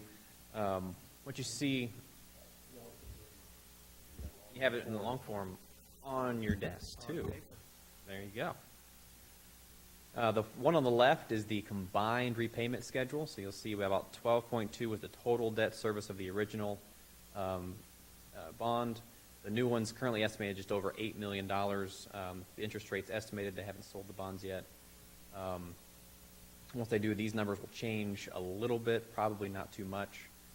The Schertz portion is on the middle column. So if Cibolo opts in, you'll see that these bonds will go through 2034 for the original bonds, and in 2035 for the new bonds. So while the original was 10, 10, and 10, the new bonds were 9, 8, 9 divvied up between the two cities. So you'll see if we do get Cibolo opt-in, which is what we want, the total debt service city pays drops to $10 million rather than the $20 million if Cibolo does not opt in. These numbers were in our current bonding capacity as forecasted with our water and sewer rates that Dan Jackson does for us every year. When Cibolo opts in, it's past our 5-year window and when we look at the bonds. So once that happens or doesn't happen, we would take another look at the bonding capacity in those next 5 years to see if it would have any impact on the rates. Looking at our current debt structure, at the 2024, starting in 2021 and again in 2024, we actually have some bonds drop off.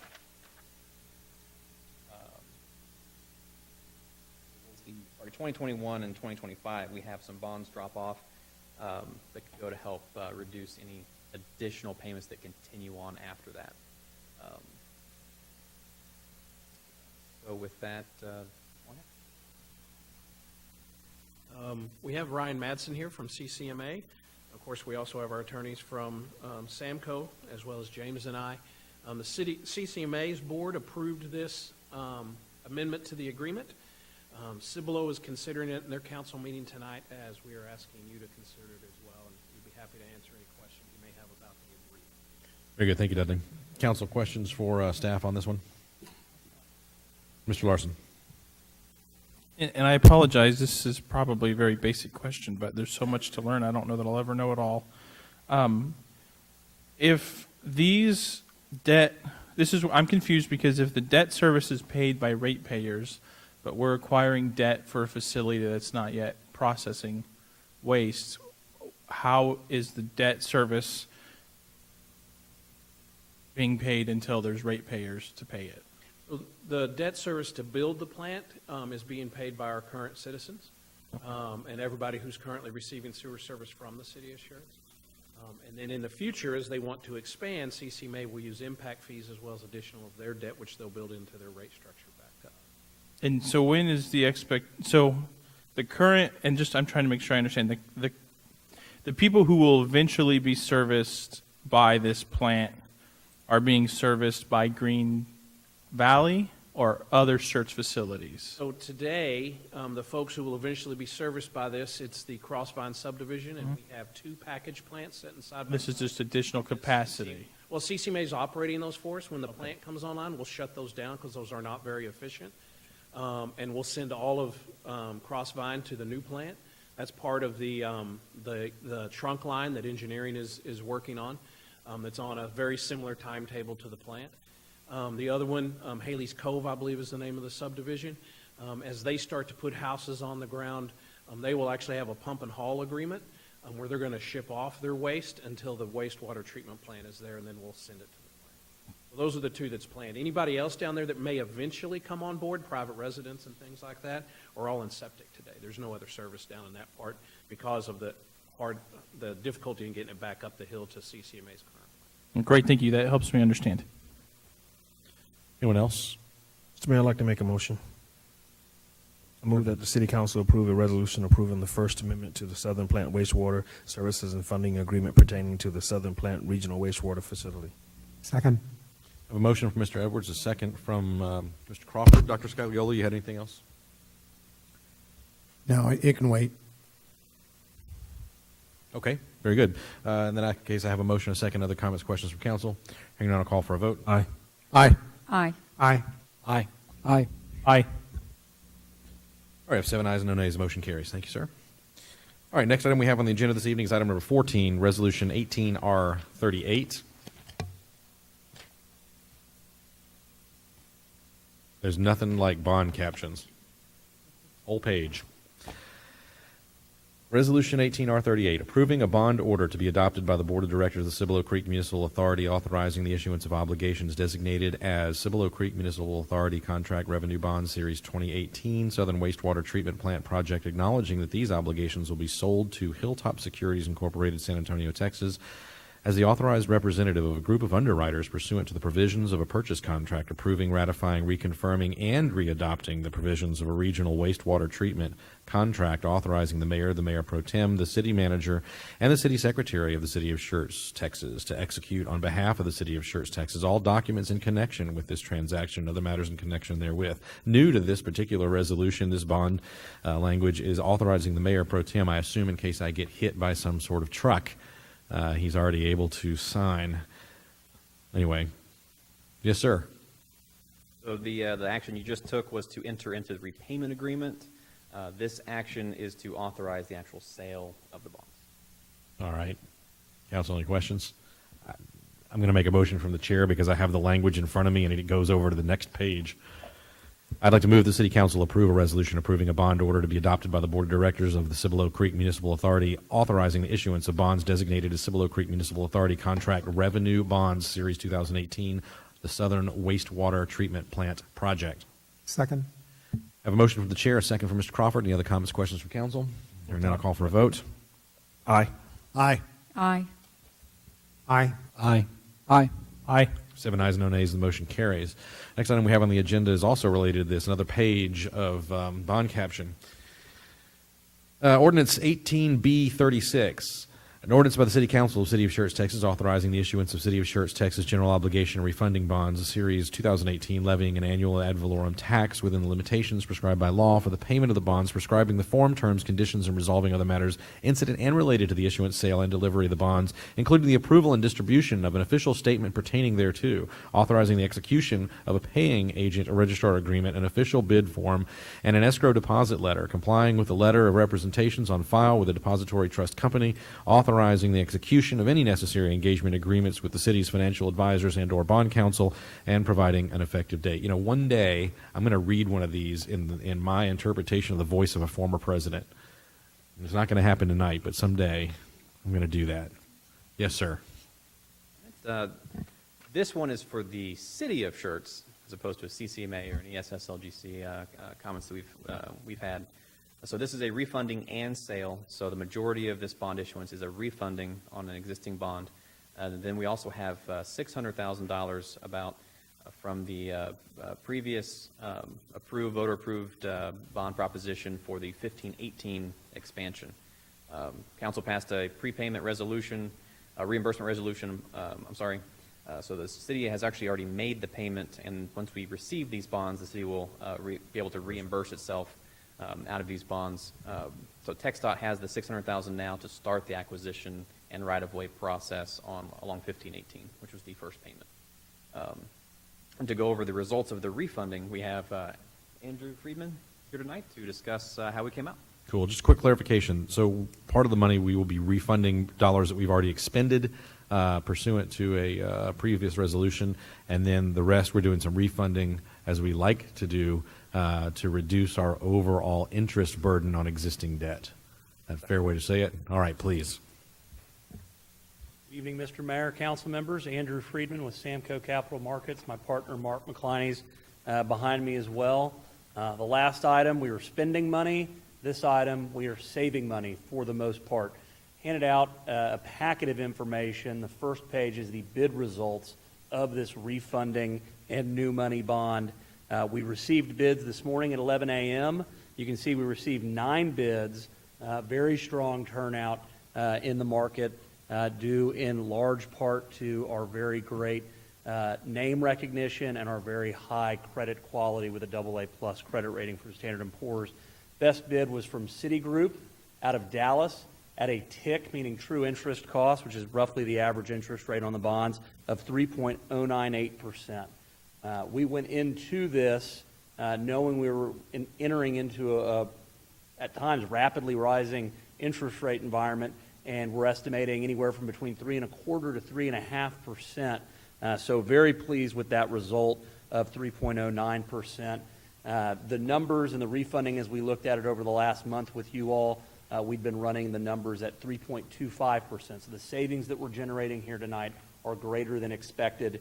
Behind the first page is, you'll notice the top left, general fund portion of the refunding. We're refunding 3 separate bond issues. 2 of those bonds are paid for from the INS tax rate, and then the other bond is paid for from our utility system.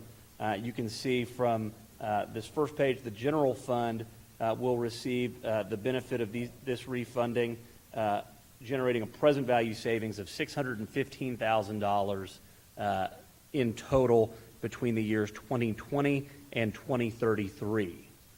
And that's $773 in gross savings. The second page is the utility funds portion of that savings. We're refunding less bonds here and over a shorter time period, but we're refunding for savings $138,000. It'll be recognized between fiscal 2019 and fiscal 26. Over $900,000 in savings. What we looked at previously with you all, assuming higher interest rates, was in the neighborhood of $700,000 to $800,000. So we're very pleased with the results of this. And then again, as Mr. Walters referenced, we're selling just over $600,000 in new money. The city will repay itself through that reimbursement resolution at closing. I also included the final numbers for your review. I'm not going to go through them in detail unless any of you have any questions about it, but it breaks down this refunding transaction in much greater detail. The nuts and bolts of this, though, are the savings that this is generating. We're happy to report that. So I'll turn it back over to you for any questions you may have for us. Very good. Thank you, sir. Questions? Council? Temptation is to Mr. Crawford. Out of curiosity only, are we reaching a point with the market where we're not going to be able to refinance bonds if they keep raising interest rates? That's a great question. We are, and for the city of Schertz specifically, we're about out of refunding opportunities. Bonds, and these bonds that we're selling today have a 10-year call. Bonds that we're looking at now were issued 2008, or in these 2007 through 2009. After that period, interest rates obviously dropped through the 2008 financial crisis. Those interest rates now are so low that there's no savings, there's no economic benefit to refunding them. So it'll probably be a very, very long time before the city of Schertz is able to refund for savings other bonds, and that puts you all in the exact same boat as most borrowers of debt. We've been able to take advantage of every refunding that we've been able to, but I think that those days are numbered at this point. So now we'll be paying like everybody else pays. Yes, sir. Thank you. We will continue to monitor our portfolio of bonds for refunding opportunities, but I don't expect to be back here as often with this type of good news. And we'll continue to monitor the state legislature and see what they say about general obligation bonds and municipalities and counties and other political subdivisions of the state. In the meantime, before anybody decides to change the rate, I'm going to move from the chair to adopt an ordinance authorizing the issuance of City of Schertz, Texas general obligation and refunding bonds, Series 2018, first and final. Second. A motion for the chair, a second for Dr. Scagliola. Any other comments or questions from council? Hearing none, I'm going to call for a vote. Aye. Aye. Aye. Aye. Aye. Aye. Aye. Very good. Thank you, sir.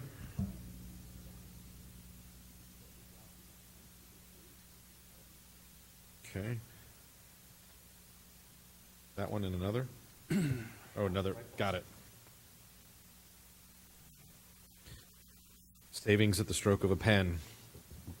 Yes, sir. And I think I get a stack about this tall back in the back room for after the meeting. All right, lucky me. All right, next item that we have on the agenda this evening is item 16, Resolution 18R132, a resolution by the City Council of City of Schertz, Texas, in support of the nomination of a member for the Board of Directors of the Guadalupe County Appraisal District and other matters in connection therewith. I ask that this be placed on the agenda in case any of the members here have anyone that they would like to nominate. We do not have to take an action here. However, if there is someone in the community that you've spoken to that you would like to nominate, or if someone on this council would like to volunteer to put their name up for nomination and be nominated, now is the time that we would do that. Again, no obligation for us to take any action, but it is an option that we have as a municipality in Guadalupe County. Mayor, do we have a Mr. Davis? Do we have a deadline for this? Yes, we do. I think it's 2 days from today. It came earlier on, but we haven't met for the last 3 weeks, so yeah. I think I have to get it in, in 2 days, so I need to try to get an answer, if possible. Mr. Mayor. Yes, sir. Mr. Crawford. Have we had anybody on the board in the last few years from the city of Schertz, or do you know? I don't know that any of our That's not a test nominees have question. ever served that I'm aware. One time, Mr. Greenwald, it's rather unusual. I mean, we forward the nomination, and then we see who is ultimately selected. Mr. Greenwald raising his hand? In case, for those of you that are not able to hear, he said no. Again, it's not required that we take any action on here. It's ministerial in nature, but if someone would like to serve, I certainly would entertain, making a motion to nominate someone. You think we can get Mr. Sullivan maybe to serve? He's shaking his head no. Less loudly, though. Truly. Indeed. I'll tell you what, let's do this because we can. Let's just take no action right now, and then unless there's an objection from council, I'll come back to this later in the meeting.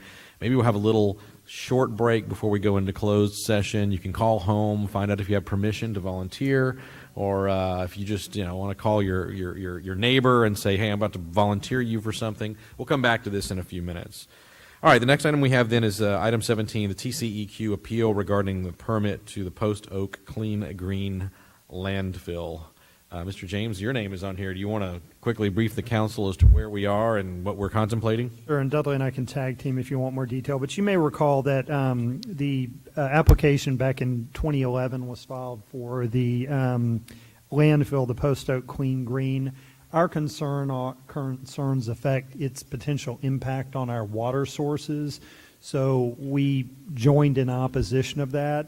It seemed like things were going well through the administrative law judge, but then when the TCEQ Commission met on August 8th of this year, they approved the landfill permit.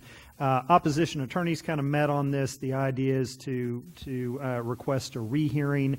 Essentially, we need to get council's blessing for us to continue to oppose this landfill application going forward.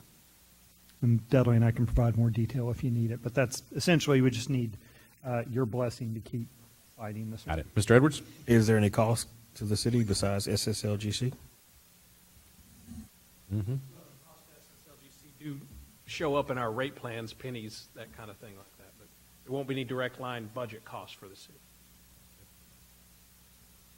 Dr. Scagliola? While you're up here, Dudley, was I reading right that we've already spent well over $1 million plus in legal fees fighting this between the cities, Between the cities and SSLGC? That is correct.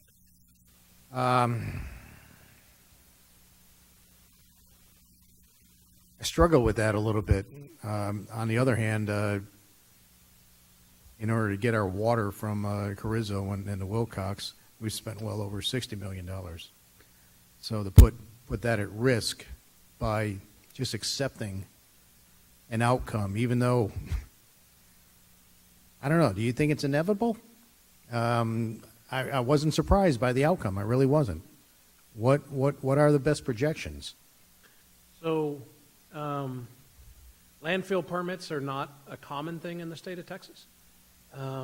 There were some things that were done at the commission level from the ALJ's recommendations that the attorneys think if it gets to district court in Travis County, that there is an opportunity to potentially overturn the TCEQ decision. It's not strong chances, but there may be other strategic reasons as to why we at least push this to Travis County. We may not have been exactly clear in the memorandum. The rehearing by TCEQ has already been filed by Guadalupe County Water District with everybody's name on it. And if and when that gets denied by TCEQ, which is pretty routine, then that would be when we continue to move forward. The Groundwater Conservation District is intending to pay the legal bills for the appeal up until the point that they can't, and then that's when we would step in. So we paid a heftier portion early on, and they're willing to pay a heftier portion now for this portion. Okay, that's good to know that there's still at least a chance. I know this has been going back and forth for a while, and I believe they have made concessions trying to provide some type of guarantees about liners and this, that, and the other thing.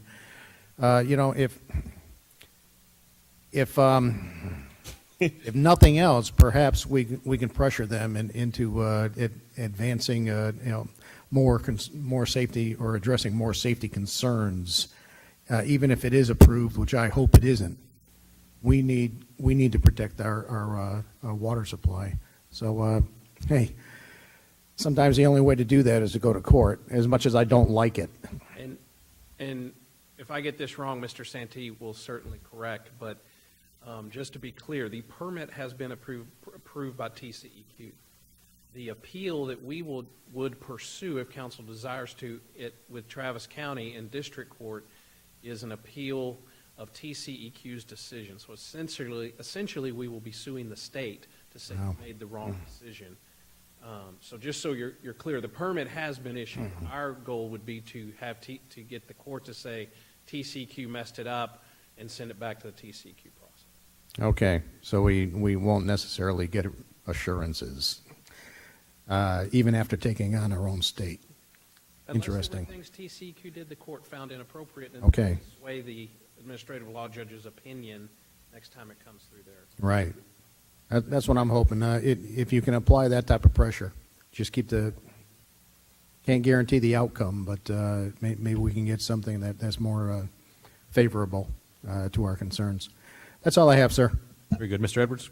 Mr. Mayor, I think that we continue with this. We've already spent $1 million in legal fees in opposition to it, so why not continue and hope? We never know what's going to happen in Austin. So I think we really should go forward. We really have to protect our drinking water. You may have just come up with the Texas Municipal League's tagline for next session. You never know what's going to happen up in Austin. Oh, that's good. Now it's on the record. I tend to agree. I went and testified in front of the TCEQ commissioners. We have been very successful in having them hear our voices. I think that we were very close to having a nay vote, a 2-to-1 nay vote. It ended up being a 2-to-1 yay vote to send the application back through the process when I testified previously, not this last time. So there's enough doubt in there for me to think that there is opportunity potentially, if not to stop the landfill, to potentially get to a position where maybe when we re-engage in negotiation, have it moved to one of the other locations that's not above our water source in the county that's been offered up in the past. So that said, unless anyone, Mr. Gutierrez. Just a couple comments. October 2011, Kelly Air Force Base chemical spills contaminated local residents' water.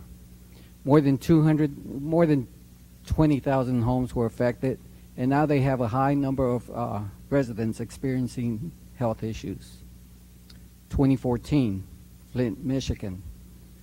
Contaminated crisis will impact community for decades. Several residents are now experiencing health issues. October 21st, 2018. That was just yesterday. Austin, Texas had issued a boil water notice to all the residents due to high water may contaminate their water source. Several residents who failed to take precautions or neglect this information will experience health problems in the future. Schertz, Texas, the year 2024. That remains to be seen. Our actions today will have an impact. What these examples have provided us is that we must protect our water source regardless of the cost. One cancer patient may spend over $150K just for their treatment. Imagine 10 patients. Imagine 100 patients. It's our duty to protect our citizens, and this challenge we cannot waver on. Just bear in mind, the appeal will determine whether we win or lose. It is a battle that's worth the price. We cannot place a price on someone's life. We should not gamble with someone's life, and we must take all necessary actions to ensure the safety of our residents.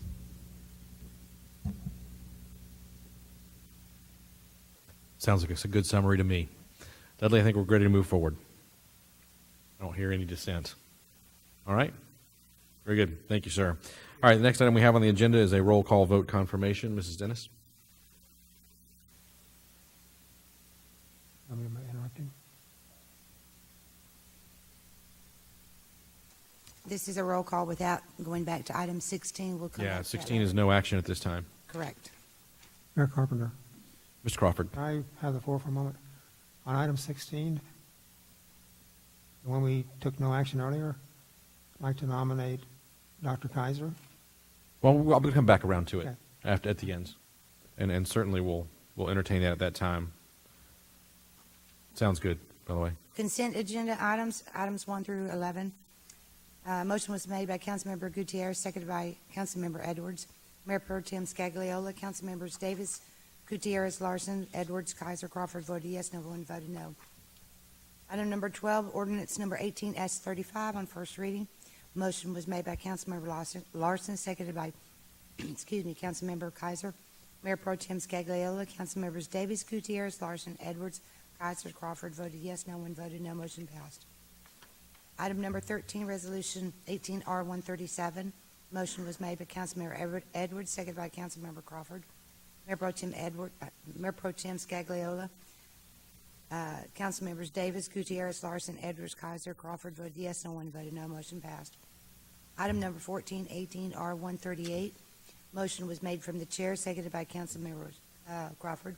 Mayor Pro Tem Scagliola, Councilmembers Davis, Gutierrez, Larson, Edwards, Kaiser, Crawford voted yes. No one voted no. Motion passed. Item number 15, ordinance number 18B36, first and final reading. Motion was made by the chair, seconded by Mayor Pro Tem Scagliola. Mayor Pro Tem Scagliola, Council members Davis, Gutierrez, Larson, Edwards, Kaiser, Crawford voted yes. No one voted no. Motion passed. And item 16. Yep, and the no action. No action. Discussion on 17. Right. All right, next up we have a workshop discussion regarding recycling. Mr. Waite, and this was requested by Mr. Edwards. Thank you, Mayor, members of council.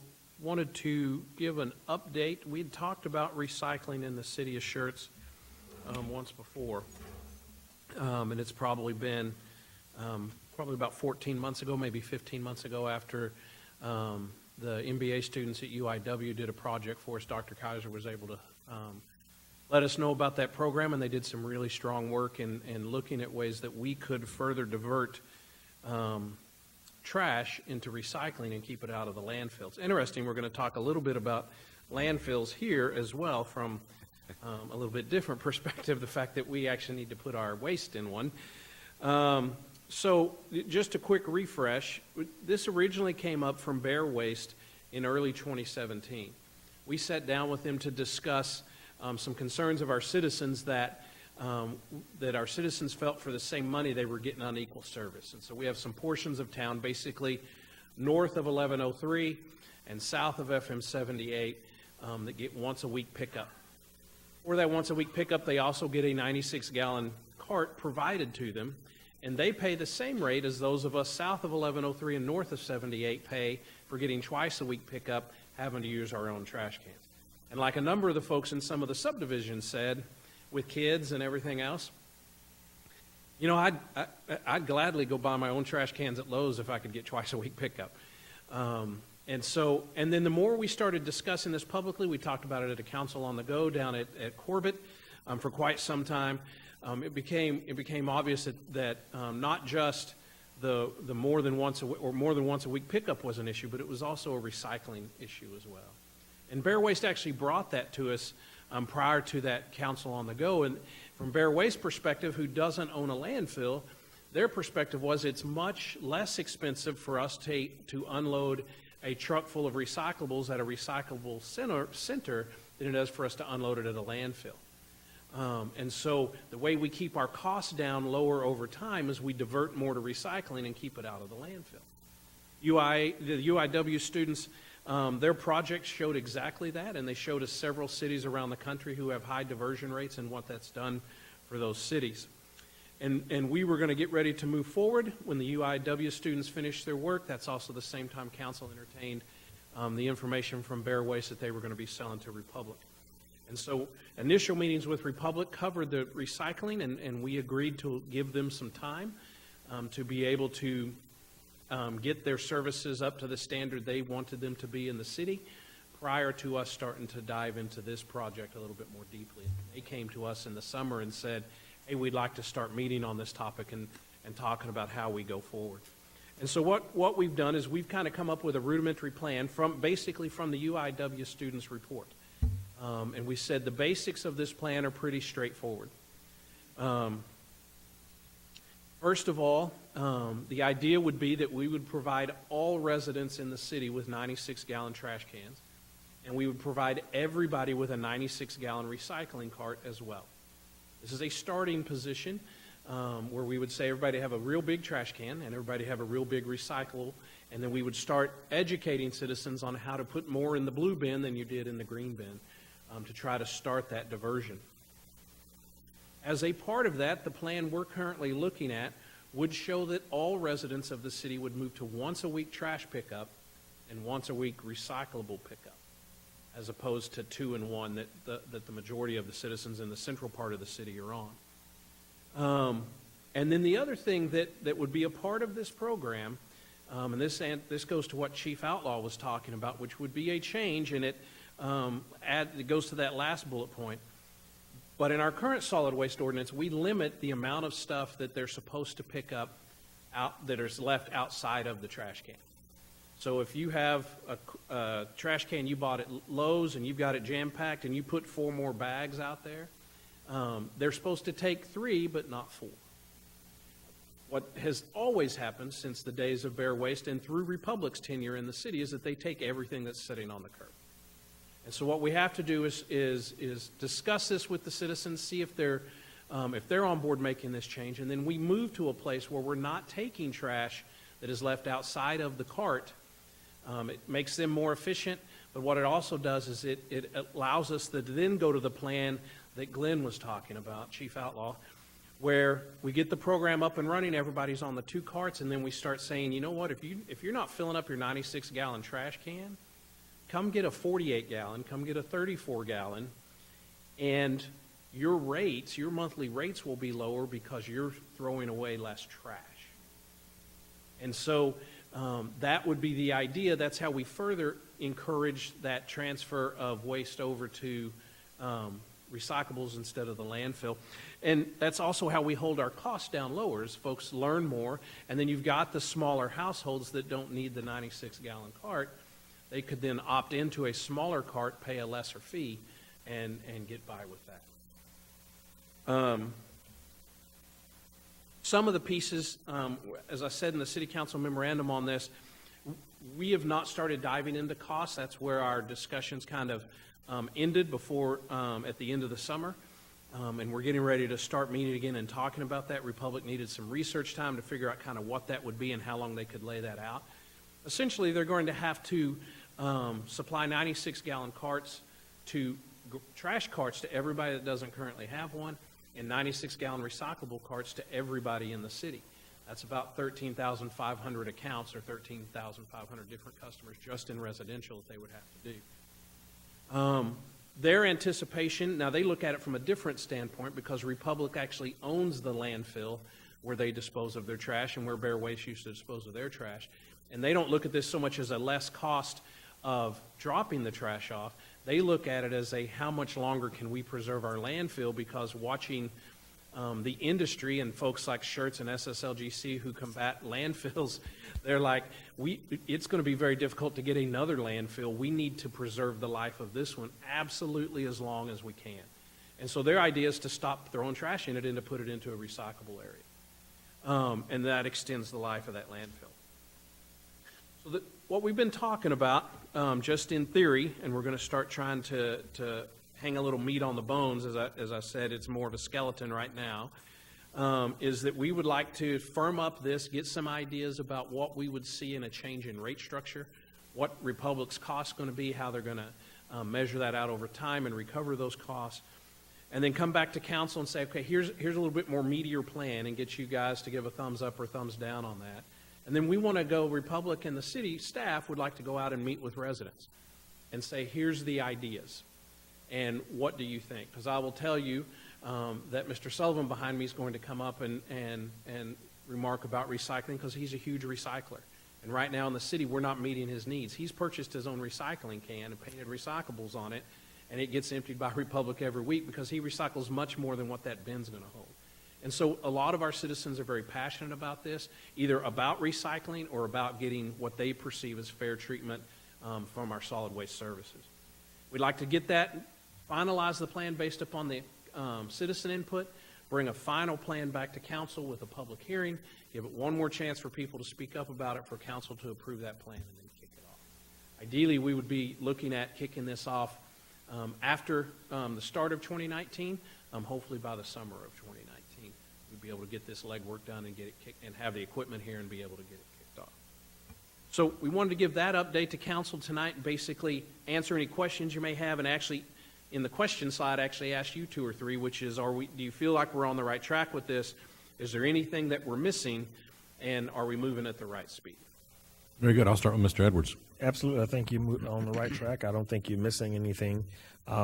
There is one element, maybe a composting element, but you can also talk to Republic about that. I'm going to make a couple of statements here. If we don't do this, then what council, what future generation is going to do it? We need to really consider doing this. If not now, when are we going to start it? We just heard an item earlier that we spent $145,000 on legal fees just to prevent the Post Oak landfill.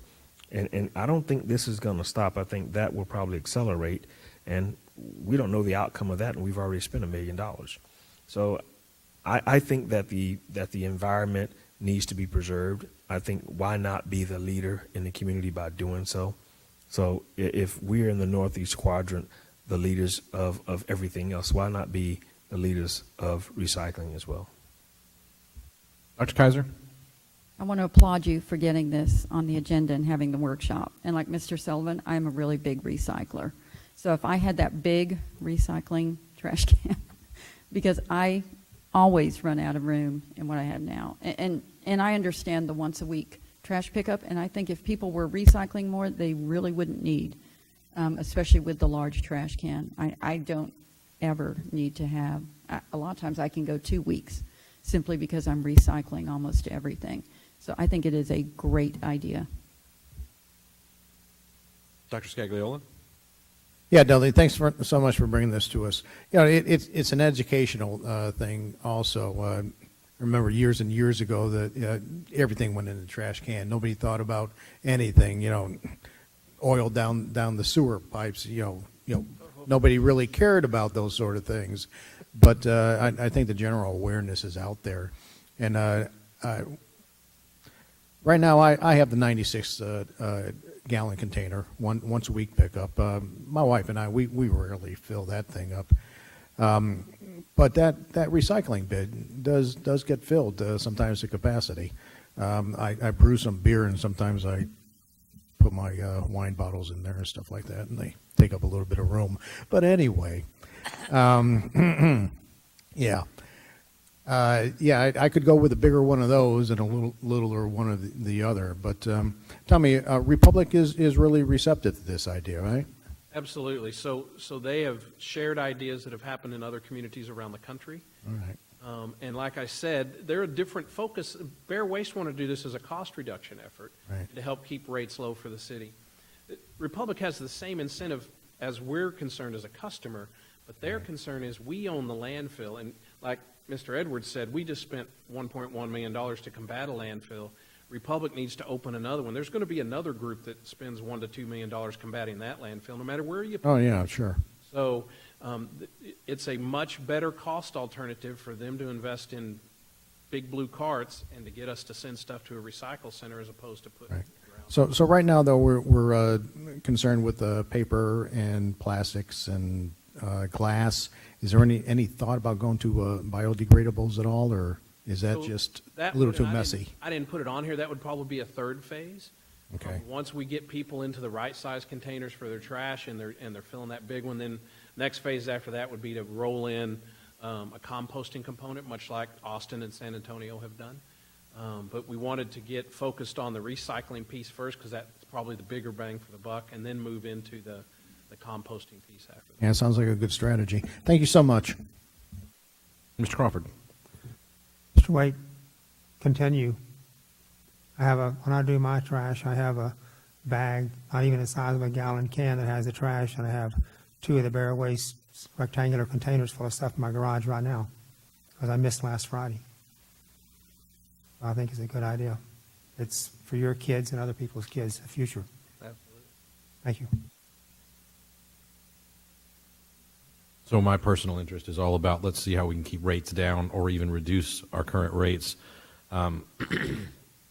My one concern, one thing that we might have missed, it is very convenient right now when I have to clean up my lot, whether it's leaves that have fallen, whether it's trimming palm trees, trimming hedges, etc. I can fill lawn bags with those things. I can put the lawn bags out on the street and they get picked up, because a lot of times, I mean, I live in a cul-de-sac lot and it's just shy of a quarter acre. I can get a lot of leaves and a lot of trimmings. And I may have 8, 10, 12 bags. Still need to have capacity for that so that we don't disincent people to keep up their properties. Because if I have 12 bags, big contractor-sized bags, and I put them in a 96-gallon container, I've got to make a decision. How many of the bags are I keeping on the side yard and squeezing in with all my trash each week? And I just make sure we have an ability somehow for people to do normal and customary maintenance on their lots without having to figure out which trash is going to go this week and storing bags of refuse on the side of the house. Because they're not going to go in our garage, right, Chief? Yeah, not going to happen. Or in the shed. We currently address that in our current ordinance. We do. But I didn't see it.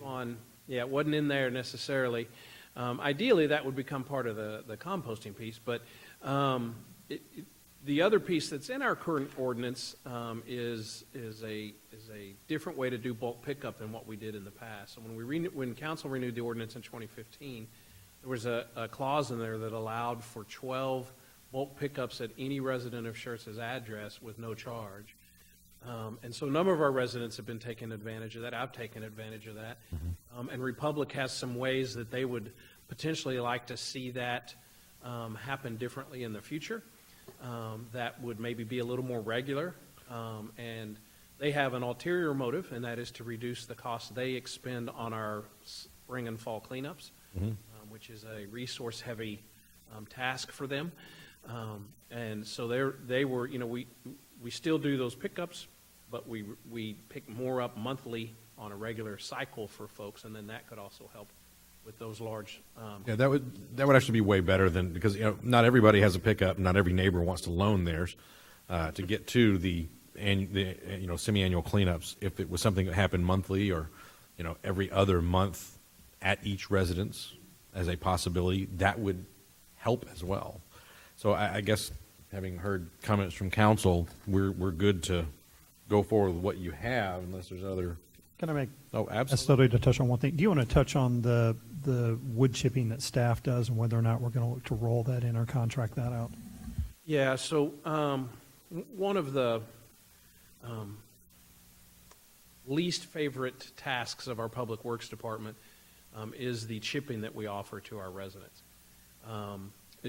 We basically offer residents, if you have limbs and you do your own tree trimming and that kind of thing and clean up your lot and cut your trees back and you pile all that up in front of your property, if you don't bundle it, Republic's not going to pick it up, but you can call Public Works, and for $40 for a half hour, they're going to come out and chip that and then dispose of that chipping refuse. And we've gotten into some issues with that. We have a number of tree trimming vendors that go around the city that leave the limbs because the resident can dispose. They'll say, you call the city, it's $40, they'll take care of this. If we take it to the landfill, it's going to be $150. Well, even I probably made that bad decision. And so one of the things we're also discussing with Republic about is how do we take that off the back of our public works crews and let them stay in the streets and the fixing the water mains and doing the drainage maintenance, and not taking 3 people out of their employ every Friday to go out and do these chipping jobs for our residents, while still maintaining a similar manner of getting that stuff taken care of in a timely manner. So we're also discussing that with Republic as well as a part of this program. Sounds good and comprehensive. Mr. Crawford. I'll ask Mr. James later. I'm sorry. No problem. I'll catch him. All right. Anyone else? All right. Good deal. Thank you, sir. I appreciate it. Next item we have on the agenda is a workshop discussion, possible action with regard to the City of Schertz tax rate, the budget, fiscal policy, long-term spending, budgeting goals of the city. This is something that I've put on and will continue to put on a regular basis. Not so much to change our tax rate because we've already set the tax rate, not so much necessarily to change our budget because we've already set our budget. But what I said was, I, as your neighbor and as a resident, would pay whatever tax you might levy on me, but I want to see the plan for how we're going to spend that money with specifics, and I want to see the plan for when we no longer need to have the elevated tax rate, whether it's because of economic development wins or whether we've taken care of the critical work that we need to do and we can scale back. I want to see the plan for how we get the tax rate back to where it was before. So my request at this point, because I don't have anything else to present this evening, is that you start thinking about A, what a time frame might look like, B, engaging staff to get answers that you need to be able to answer that question, and C, making suggestions around policy items that you think can be put in place to reduce costs in areas where you think that's a possibility. We had some discussion during the budget season around this. I understand that there may be some reticence on the part of council to engage in this kind of discussion and say, listen, we got the budget done, we got the tax rate done, we'll deal with it again during the next budget process. But I'm just telling you, as a resident, I'm going to feel a lot more comfortable with my new tax rate if I know that this council is on top of what we're doing with the money and consistently working to reduce costs and find our way back to where we were. So that said, any comments? Otherwise, I'll leave you with my request for homework. Mr. Mayor, I think that, Mr. Edwards. I think you're absolutely right. And being that we did raise the tax rate, I will certainly say that we need to have an effective way of bringing the tax rate back down. But I do agree that as we grow, we will have more economic development wins. I do believe that. We will also have more demand by our residents as well. So I don't know if we'll be able to bring the tax rate down to what you have proposed here on your slide, but I can certainly say we need to at least address that issue going forward. Well, I would offer this too. I mean, maybe instead of coming back with your plan for what you want to monitor, where you want to cut, et cetera, maybe it's just time that you can spend out in the community and asking people about the decision that was made and getting a feel for whether they are really overly concerned about it or not. Because I'll tell you, if the majority of the people feel like the tax rate where it is now, if I see the improvements you're promising me, I'm good with leaving it there. That's a result of the homework too.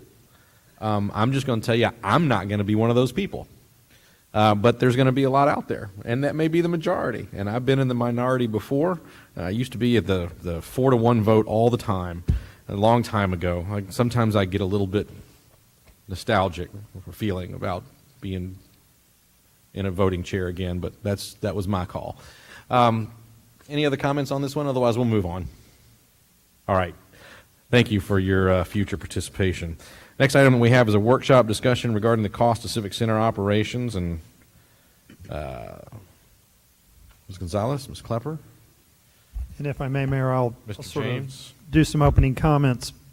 When we were going through the budget process, I think staff heard council say a number of things, and I think maybe what I'd say is over the last couple of years, we've heard a number of things from council.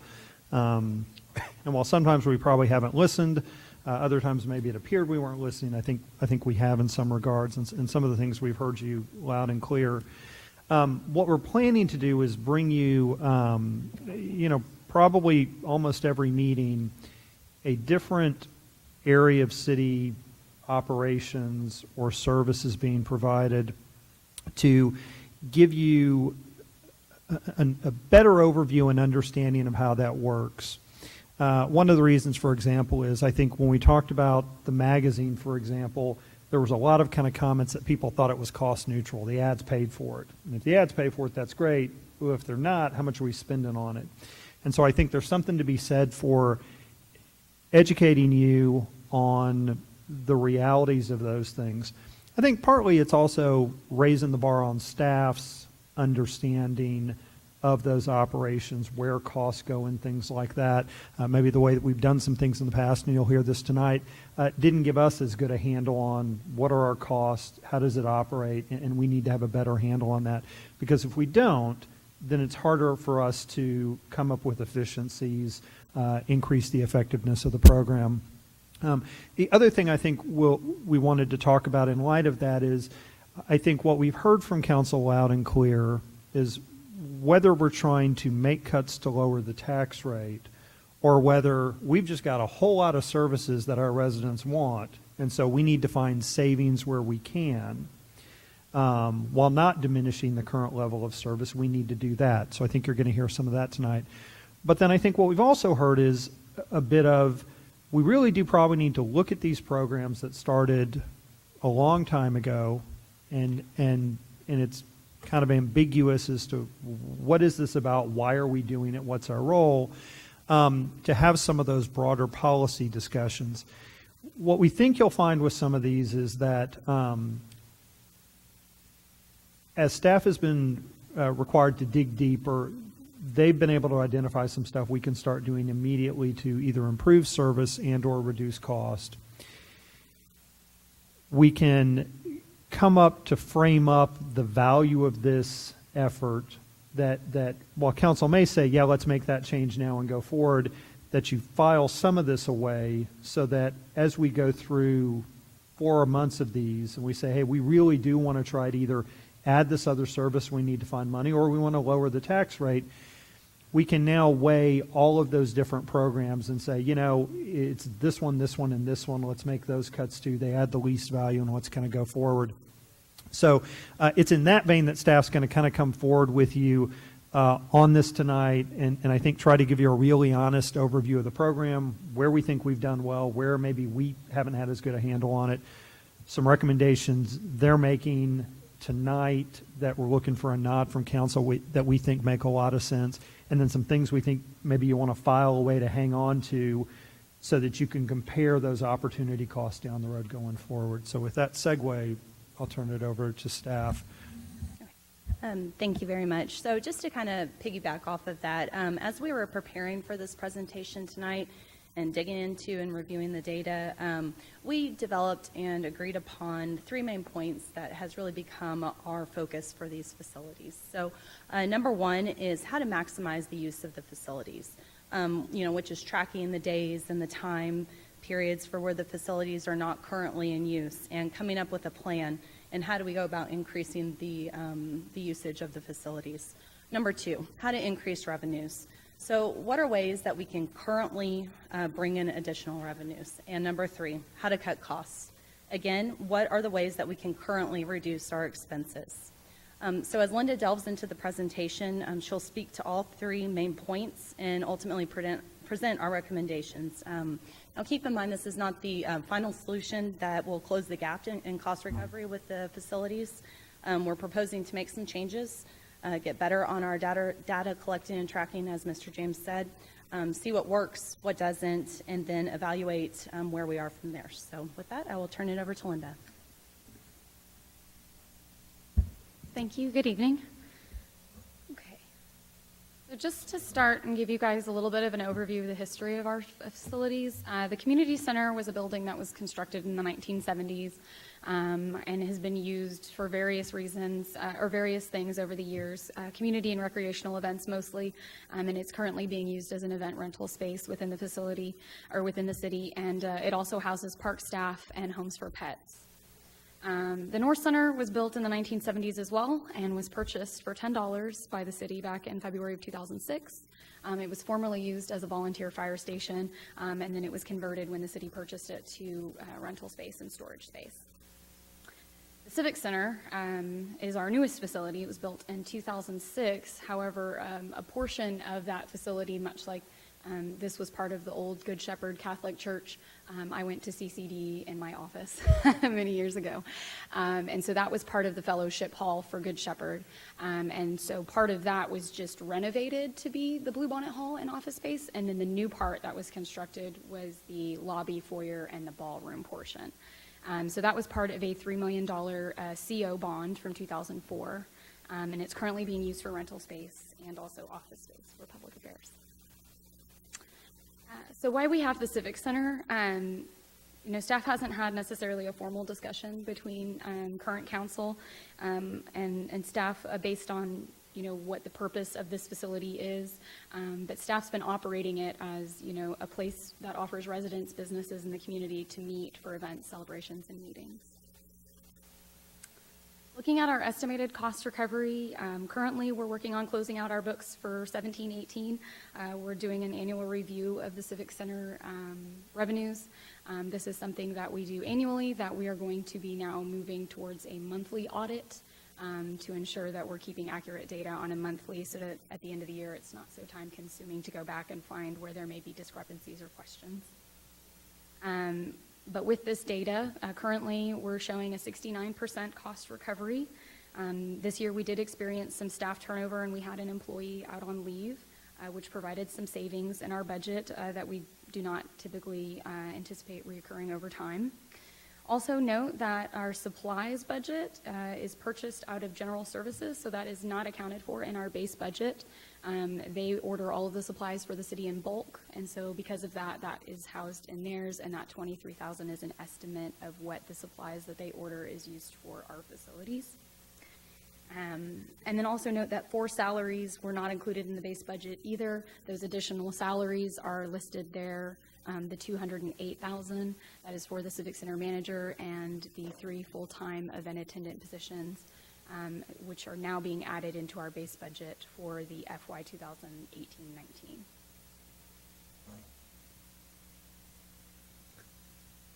Question? If you want to take questions as you go, that may help.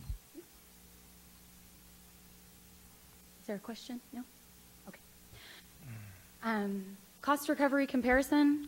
So we did a small survey through the Texas Association of Venues and Facilities, which is an organization, a statewide organization, much like all the other departments have an organization where they do similar things in their, across their cities. It's an opportunity to network and share best practices.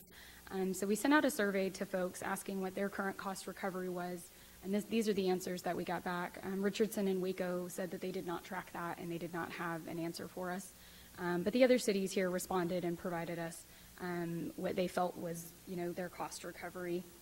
But when we dug a little deeper into the numbers with those, with some of these cities, and we looked at their budget books and we called them and we talked to them about what was really included in their cost recovery, we found that, while Decatur reported 90% to us, without hot funds, they're really estimated at about a 71% cost recovery. So they are offsetting or subsidizing their operations with hot funds to bring them to that 90%. Grapevine as well, they reported 90% cost recovery, but without the hot funds, they're estimated at more of a 55% cost recovery. So Grapevine, their center falls under their Convention and Visitors Bureau, which houses many additional services and revenue streams aside from just their event facilities. And so together, their CVB is making up that 90, but when you just break out the facility and you look at the facility revenues versus the facility expenses, they were running closer to 55. New Braunfels actually operates as an enterprise fund, and so they reported to us 70% cost recovery, that they do subsidize close to $300,000 in hot funds every year, so they're really closer to a 50% cost recovery. They also charge their departments for use, and so they will send a bill to each individual department that uses their facility, and that facility does pay towards that revenue that they see coming in. Longview, they reported pretty accurately at about 30%. They do subsidize the other 70% with hot funds, so there is a transfer that you'll see in their budget that goes from hot funds into theirs to make up the difference of the cost. And then Richardson was one that was fairly close to us. They do not subsidize through hot funds. So they were the only ones that when we spoke to them, they do not subsidize with hot funds or any other additional funds. They all come out of general. They estimate about 60% cost recovery, where we're operating at about a 69% cost recovery. Something else that Richardson mentioned to us when we asked about in-house use, they said they do have a lot of in-house use within their facilities, and that their city views it as savings for the city so that they don't have to pay to go elsewhere for training. And so that was just a philosophy that they had. So looking at our individual facilities and breaking down their use, we're going to start with the North Center. As you can see, the largest portion is used for recreation, followed by meetings. We have 2 frequent renters in this facility. One has a meeting every Wednesday, and then we have recreation. We have Zumba on Mondays, and then they were doing Thursday nights, but they stopped that, and so that's why that recreation number is a little bit higher. And the other 17% of the time it's going to be used for social events, which is banquets, weddings, birthdays, retirement parties. The in-house use is 2%. We don't often use the North Center. It's a satellite facility. It's not located here at the complex, and so it's a bit further for staff to travel there. And we also don't have AV capabilities up there, so it's not often used for in-house. Same with the community center. We've got a high use of recreation. We have baton twirlers, we have the senior line dancers, we have basketball groups that use our facility. The interior of the facility really lends itself to that type of rental. It is, if you guys have been in there, it does have the basketball hoops. It does have a floor that's painted with the stripes as if it's a basketball gym. We do see 17% use of banquets. And so it does offer an affordable venue for folks to use on the weekends for birthday parties and other celebrations. And again, we don't have the AV capabilities in there that we do in the Civic Center, and so the in-house use is about 3%. Our Bluebonnet Hall, in evaluating it, was kind of the most balanced facility in regards to its use. The highest use, of course, is going to be the social, but really close behind that is meetings and religious. So we do have a church that uses our facility every Sunday, and so that's going to account for that 24%. But we often have meetings from Lowe's, Wash Tub, and other area businesses that use the Bluebonnet Hall on a regular basis. So that's why that meetings is pretty well balanced with the social, which is going to be the weddings and the quinceañeras and the Sweet 16s. We do see that this is going to be our highest use in-house. So this is the most heavily used facility for in-house use at 18%. This is just a very convenient hall. It's got all the AV needs that staff might need, and then it houses about 100 to 120 people comfortably. Ballroom use. So this one is going to be more heavily used for our social events. So most of this is going to be the larger quinceañeras, the weddings, things like that. But we do have some meeting use. We have Alamo FEB who regularly uses our facilities. And other local agencies, Guadalupe County TxDOT for public meetings. When they need a large space, they're going to use that facility. And then in-house use as well. We have about 15%, so that's going to be the second most used. If the Bluebonnet Hall is booked, oftentimes staff will request the ballroom, and so that's where we'll put them. We do have expos at least once a month in the ballroom, and that's something that was I've seen that change over time. It's not, we didn't used to have these expos. I think part of it was when Live Oak Civic Center closed, some of those expos came to us. But as well, more people are finding out our facility is here and they're using us for expos, which is great. So to help run these facilities, we have a Civic Center division within Public Affairs. It consists of a Civic Center manager who is responsible for overseeing the operations, managing and reporting quarterly inventory, managing supply orders and equipment replacement, as well as scheduling the event staff, and will be performing in this current year monthly audits on our rental spreadsheet on all the data that we need to be tracking to get a better idea of making decisions going forward. Linda, do you want to give those folks names? Because council may not know titles, but they tend to know people. Gotcha. Civic Center Manager Erin Matlock. And then I have our Civic Center Coordinator, Sarah Salazar. And she is responsible for coordinating the calendar and the event facilities. So she manages the contracts. She reaches out to clients to get payments, to get layouts, to finalize all the details for their event, and basically responsible for making sure that all of the calendar events are on the spreadsheet that the manager then audits on a monthly. And then we have our event attendant positions. Right now we are budgeted at 3 full-time and 1 part-time, but we do currently have a vacancy in the full-time position. And these folks are responsible for preparing the facilities for the events in accordance with the layouts, making sure that they assist customers with any AV questions, if they have questions about the ancillaries that we offer, assisting them throughout the event and monitoring the event, and then cleaning up and keeping up with the upkeep of the facilities. And then as part of the expanded programs for FY 18-19, we did add a cleaning contract. And that would be to supplement staff in case of shortages or any leave. So I'm going to quickly run through just a glance at our calendar to give you guys an idea of things. So this is going to be our calendar.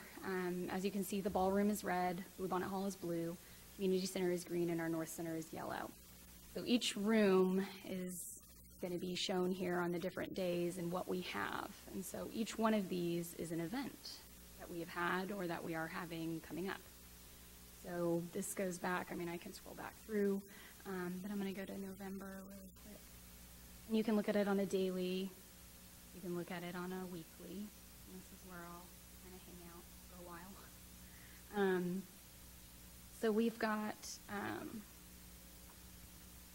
holiday rentals are going well. So coming up through December, we are booked every weekend. And I think most of the halls, I think the North Center is the only one that might have a Saturday available. And we are booking out through 2020 in some of these halls. But we can evaluate week to week, as you can see, kind of when our busy times are. And then you might click off and see there's a lot of empty space in the ballroom. So that's potential, as Sarah mentioned earlier, that's potential to increase rentals during those peaks where we have gaps in rentals. You'll see here we have a couple. Community Center mostly every day, and then North Center as well. That's just an idea of kind of what our calendar looks like. Going over things.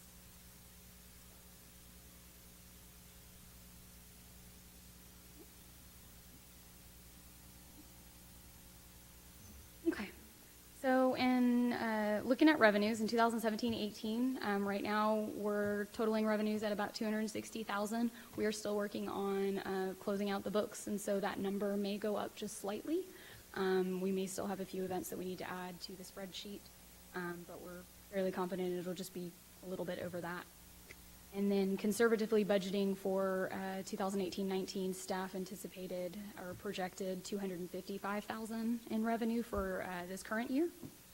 Capital recovery fee is broken out separate, so that is revenue that the city receives from kitchen use in the Civic Center.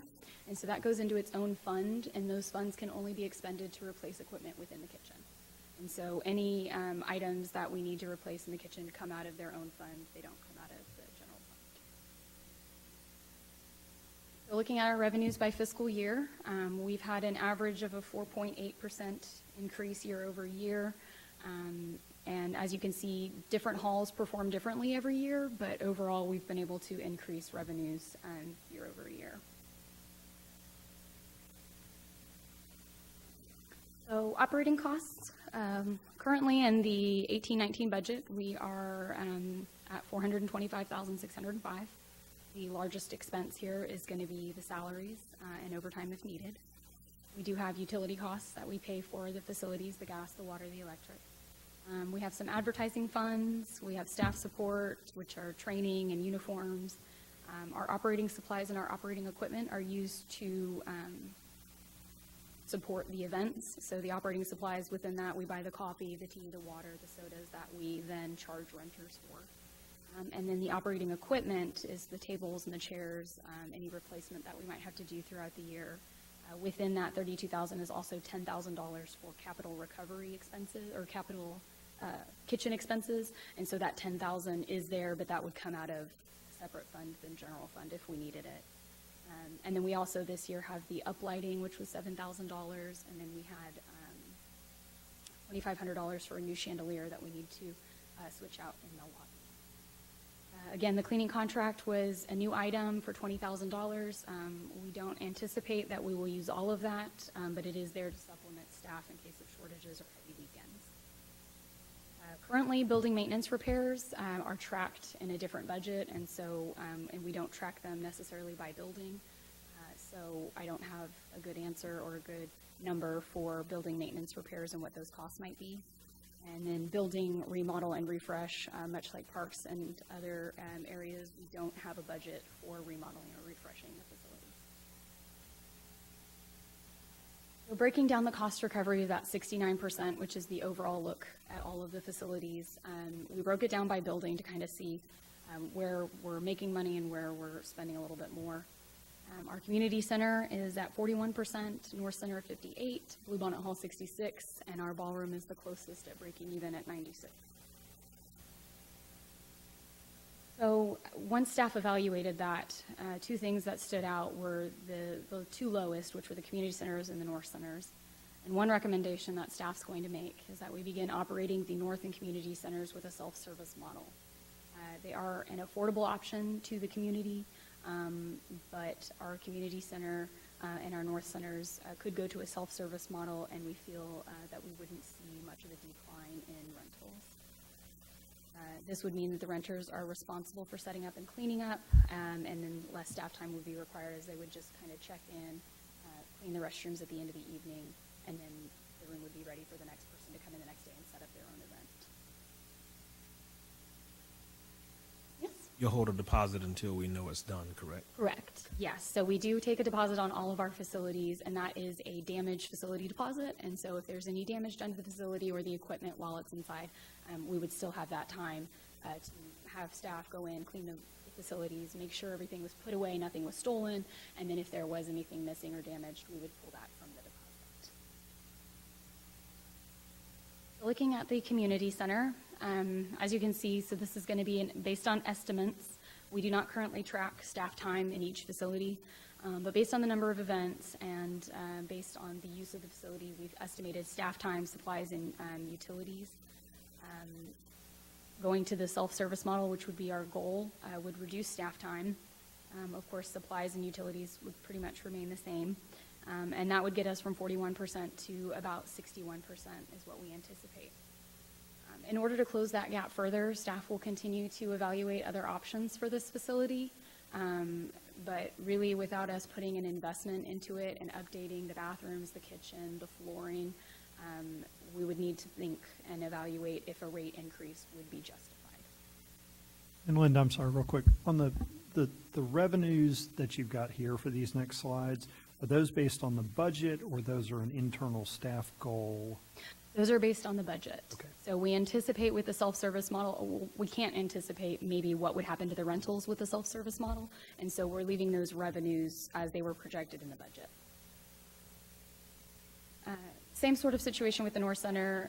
Our cost recovery is a bit higher here, so it's 58%, and we anticipate if we went to the self-service, it would be at 77%. With this being a satellite facility, it takes staff much longer just to get up there and do the setup than it is to manage these facilities that are close by. And so by reducing the need to go out there as often, we would hope to save or close that gap just a little bit further. So with our Bluebonnet Hall, we're sitting at about a 66% cost recovery. If you look at the Bluebonnet Hall and the ballroom, about an 87% cost recovery for the building? Yeah. So for the Civic Center building, it's about 87% cost recovery. Most of that is carried by the ballroom, but the Bluebonnet Hall is at about 66%. The goal would be that we increase the revenue projection to $73,000 for this facility, and that's based on the 4.8% increase over the 17-18 revenues. We also are going to be offering additional ancillary products for the Bluebonnet Hall. So the uplighting that was approved, we've already ordered it and it's en route. We already have some bookings coming up towards the end of the year where people are already using the uplighting. And so we're going to offer that in the Bluebonnet Hall and the ballroom, so we will see additional revenue from that, as well as looking at purchasing a portable bar for the Bluebonnet Hall. So right now we have a portable bar for the ballroom, which has paid for itself and has done really well. But unfortunately, if somebody's using it in the ballroom, they can't use it in the Bluebonnet Hall. And so looking at purchasing a second bar to offer an additional ancillary product. In the ballroom, again, we're at 96% cost recovery.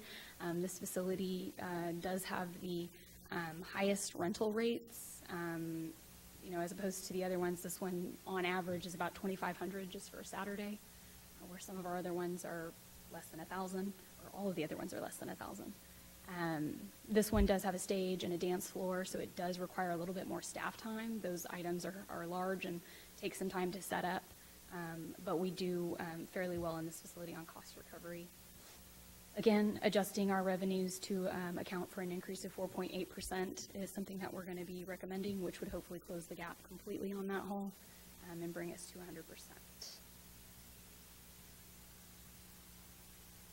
So our recommendations to close the gap would be to turn the North Center and Community Center into self-service model, see how that works. One thing that we're going to do is, as we're turning that into a self-service model, we are going to forgo filling that full-time vacancy that we have in our event attendant. With a reduction in service for those two facilities, we feel that we can handle a reduction in staff on that one. Utilizing the cleaning contract as needed to supplement due to potential staff shortages or if we have a really large weekend. But again, we don't anticipate spending the entire $20,000 unless the situation calls for it. Additional revenue streams for Bluebonnet Hall and Ballroom. So we'd like to increase our Saturday room rates in the Bluebonnet Hall. And at the first fee schedule review that I believe Finance will be bringing next month, we would be making that change from $600 to $700 on the Bluebonnet Hall on Saturdays, as well as add the ancillary products of uplighting, beverage service, and our portable bar. So currently, we don't have a portable bar that we can offer in the Bluebonnet Hall, but we're going to look at doing that this year. And then the uplighting, of course, as soon as that comes in, it'll be available for the Bluebonnet Hall. And then, of course, without having staff focus on layouts and coordination of the North Center and the Community Center and really just getting the contract signed, getting the payments, we feel that staff will have some freed time in the office or freed up time in the office to do some target marketing to get more increased rentals during the week and to close the gap a little bit more. So looking at our budgeted cost recovery versus what our goal is. So if we're just looking at what's the budget, which is, our current budget's $425,605. We anticipate supplies from general services being about 23, and then the revenue projections there at 255. We'd be at 57% cost recovery for next year. However, our goal is going to be to reduce expenses, and then to also increase our projections in revenue for the Civic Center, and bring us to about a 71% cost recovery. Something additional, since we're just reviewing the Civic Center as a whole, that we wanted to bring to your attention is our AV system. So currently it's outdated. I believe it was installed in 2006, and while some parts and pieces of it have been replaced over time, the whole system has not been overhauled or updated. It's not compatible with current technology. We have a lot of cords in our AV room that are adapters that will help turn a VGA into an HDMI because nobody uses VGA anymore, but that's what our system has. It's sometimes not reliable. Oftentimes during the chamber luncheons, I don't know if you guys have attended one while our mic just cuts out midway through a presentation, but sometimes they do that. And it currently does not fit the needs of the facility. So the facility is able to be broken out into 4 or 5 or 3 or 2 different rooms as far as what the air walls will do, but we are only able to break the room out into 2 different rooms. And so if we want to have more meetings or if we want to draw those conferences, we just hosted the Guadalupe County Crime Stoppers Conference, the 30th annual. They brought in their own AV staff. They brought in their own technicians. They brought in their own sound system in order to support what they needed. We did go out for RFP, and the numbers came back really surprisingly high. Staff was not anticipating it to be between $200,000 and $250,000 to update the system. We did have 3 responses on that. And so right now, staff would like to take the time to focus on operational changes, as we've recommended in previous slides, and come back at a future date to review the audio-visual needs of the Civic Center. And something to keep in mind is that this AV would be an investment into the facility to continue to attract certain events and then to be able to retain them when they do come here. It would not increase revenues, though it wouldn't generate additional revenue oftentimes. Ms. Klepper, Yeah. were there any local bids that came in?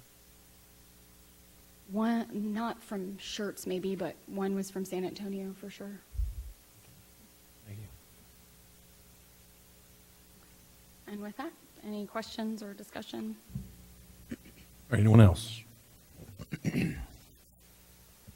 Dr. Scagliola? Linda, thanks so very much for bringing this to us. I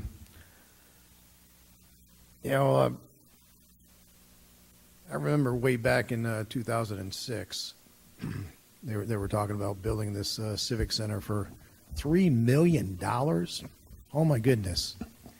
Well, they built it, and I walked in there for the first time, and I was wondering, how in the world are we ever going to fill this place up?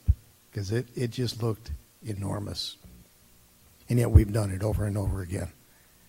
And that's because of you and your staff It's a wonderful facility. I think it's an amazing value for the money. Quality of life opportunity. It's one of our city amenities. And you know, I really do applaud your efforts, looking out, trying to save money, developing new strategies, new operating models, and things like that. I liked your recommendations. I thought they were on target, and I think they're very practical and they will work. Mr. James, though, are there any departments in the city that are actually revenue cost neutral? There probably are some. I would say inspections is probably in the positive. I was thinking about that one maybe, but generally speaking, EMS, we like to think it is, but the reality is no. We've subsidized on some. That's also one of those quality of life things you don't want to do without. Mm-hmm. It looks like we're operating that Civic Center at about the same level of efficiency as most other places. I did notice the hot tax. That's a hot item for me. I'm wondering how some of these other cities can justify using those hot taxes and why we can't use them as well. So that's something worth looking into. And the other thing is, I don't know what kind of capacity you have over there for having more events, whether you're already stretched too thin or not. But I do know that you don't always increase your revenues by raising costs or the cost of the facilities, the rental fees and whatnot. Sometimes that it's counterintuitive, but it actually leads some people to go in other areas or find some other venue for their event. So you think you're going to raise money when the reality is you actually lose more customers. So I'd hate to price ourselves out of hosting a lot of events in here. I don't know where the flex point is. I really don't. So I'll let you look into that. But other than that, once again, thank you so much for presenting your case. I suppose. My advice is keep doing what you're doing, and I thank you so very much. And to clarify, the rental rate increase is just in the one hall on the one day, which is Saturdays. We are booked at 87% on Saturdays in the Bluebonnet Hall. So we only have very few open Saturdays in that hall as it is. So. Mr. Gutierrez. That was a very informative presentation. There's a couple of things that you brought up. I'm not in favor of providing the halls to our other departments. All we're doing is shifting funds from one place to another, and I'm not in favor of that. One thing that I do think that we need to do is keep track of the in-house use, because that adds value, because it is savings. We had economic development host something there at the job fair. We had the HOA meeting in the Bluebonnet. That adds value. I would like to see a slide with that portion of it, and then combined it with everything to see what our actual savings is, or the So on the EDC events, they do pay for the use of the facility, and then the HOAs, they do pay for use. So our in-house would just be internal departments that are using it for training.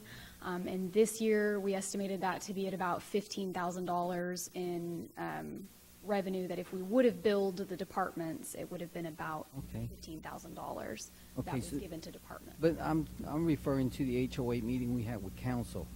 Oh, correct. That was part of the in-house. That was part of the in-house. So that was part of Those are the things that we need to keep track of, because it is important. It is a savings. Yes, and then we also have, we track our comped events as well. So any events with our partner organizations, SCCISD elections, things like that, we do track that, and that was about $9,000 for this year. Okay. Thank you. Mr. Larson? Well, first, thank you. I loved it. Great work. We'll see, but it may not be fair to the other departments that you went first, because that'll be tough to follow. Thank you. Looking at the numbers, I think you have to be careful here. If you follow me on social media, you know this is always a dangerous thing. I think we probably have one too many buildings for this than we should have, but it's hard because the community center is very different than the civic center, even though they're very close. And then, of course, if you get rid of the North Center, which is pretty significantly underutilized, well, they're 20 minutes away. So I understand the challenges there. I will say, I think that y'all have done your part for sure. I love the proposals. I want to continue to challenge on the hot funds thing, and I know it's a legal area, and I want to make sure we follow the legal area, but just an example, I'm a fish dork, and there's a Hill Country Cichlid Club that uses the community center, and they put heads in beds, even though it's a very small gathering. They maybe have 15, 20 people go, but when they do like their photos auction or their swap meets, people come and stay overnight from Houston, from Dallas. I've even heard of people coming from out of state because they're hobbyists. They collect these difficult to acquire fish. They work in conservation efforts.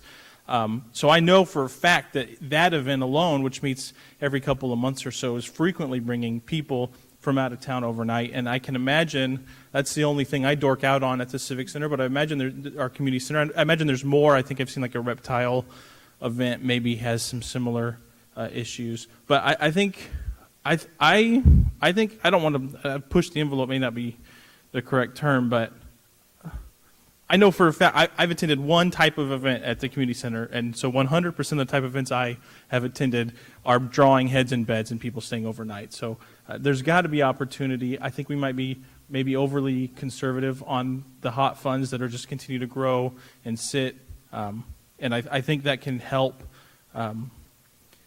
In a perfect world, it wouldn't be a 20-minute difference between the community center and the North Center because we probably don't need both.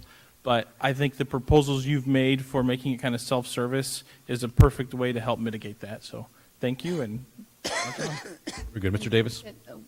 Yeah, I was going to tack on something to what you had mentioned about operating the number of facilities that we have. So that is something that going forward staff will be evaluating with the self-service model at the community center to see if things change or to see if we want to reevaluate the purpose of that or if it makes more sense to partner that with Parks and Recreation and have them have that facility housed under them. So that is something that staff will be evaluating this year.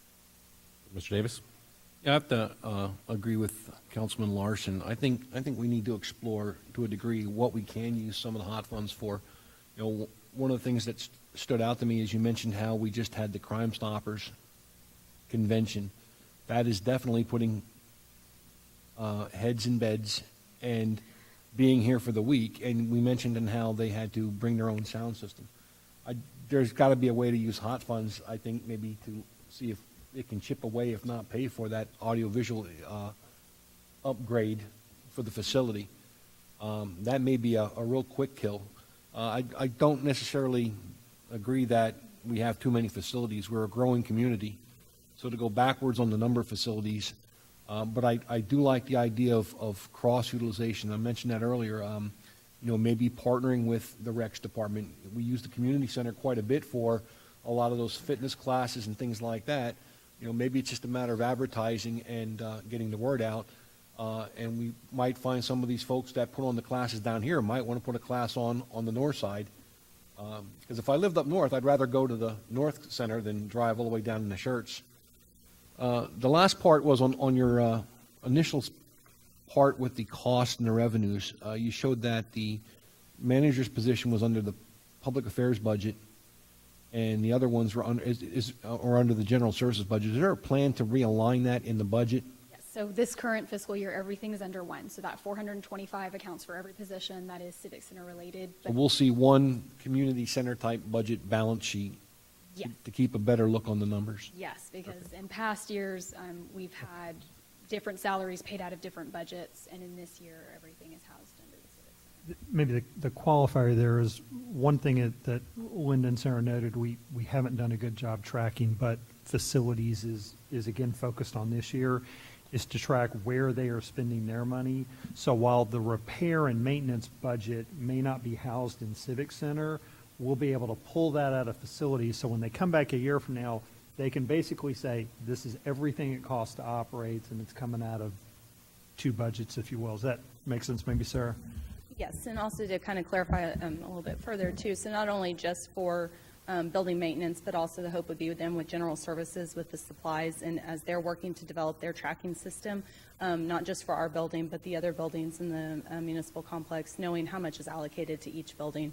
I think in addition to, maybe Linda can touch on how we're thinking about trying to have staff, so that way we know what staff hours spent in each building, what we talked about. Yes. So getting a better handle on tracking our data and what data we want to track is something that we're going to be focused on this year. And one thing that we want to start tracking is staff time in the facilities. And so we do have a daily checklist that our folks fill out for us at the end of their shift. And so on there, we're going to make a change to kind of incorporate a way to track how many hours they spent of their shift at different facilities. And so at our next ops meeting with staff, we're going to kind of see what kind of ways or ideas they think that might work best on the daily check sheet.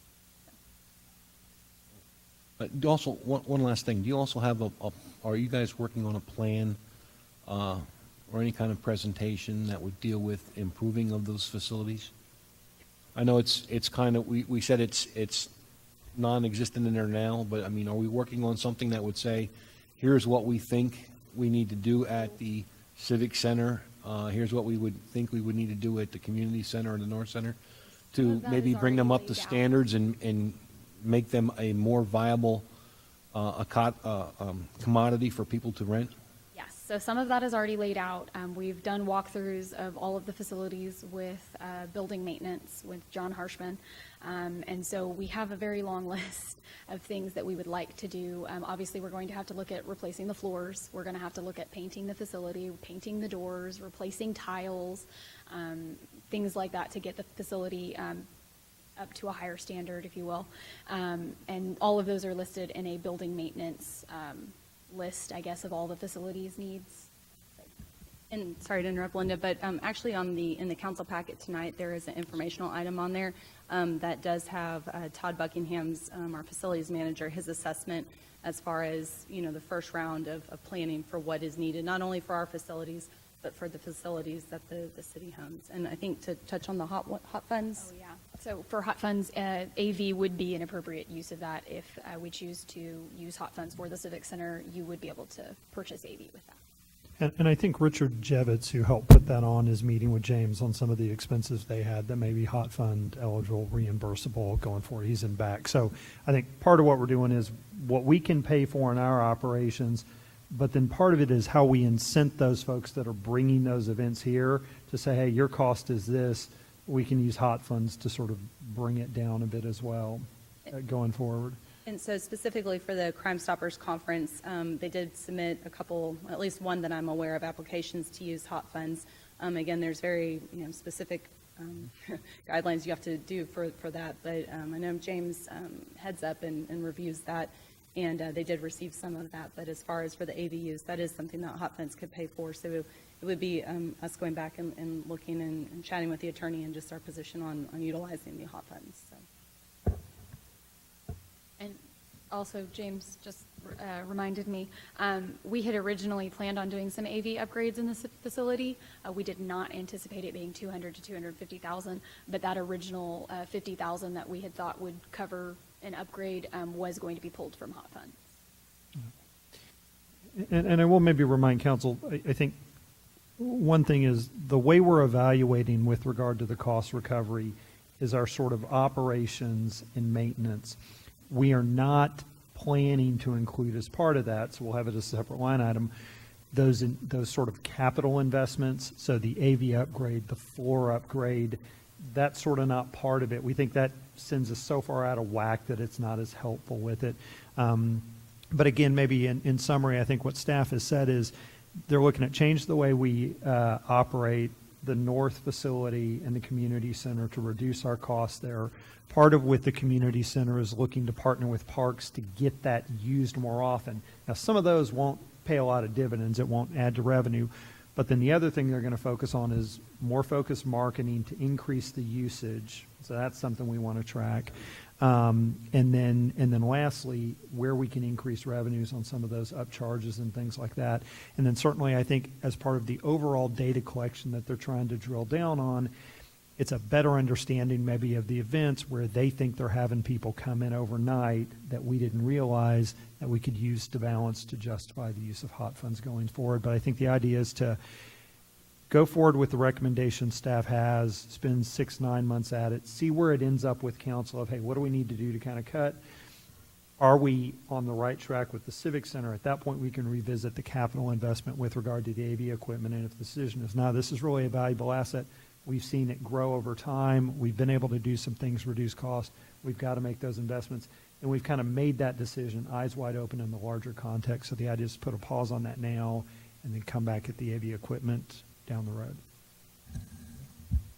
So I understand we have a National Scrabble Championship coming to town on November the 9th through the 11th or something like that?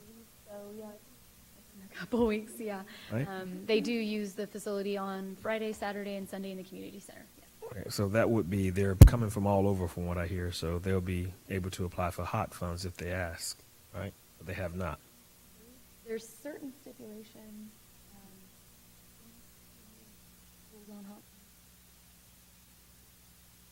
Individual events can apply for a much even more narrow area, usually administrative costs for registration.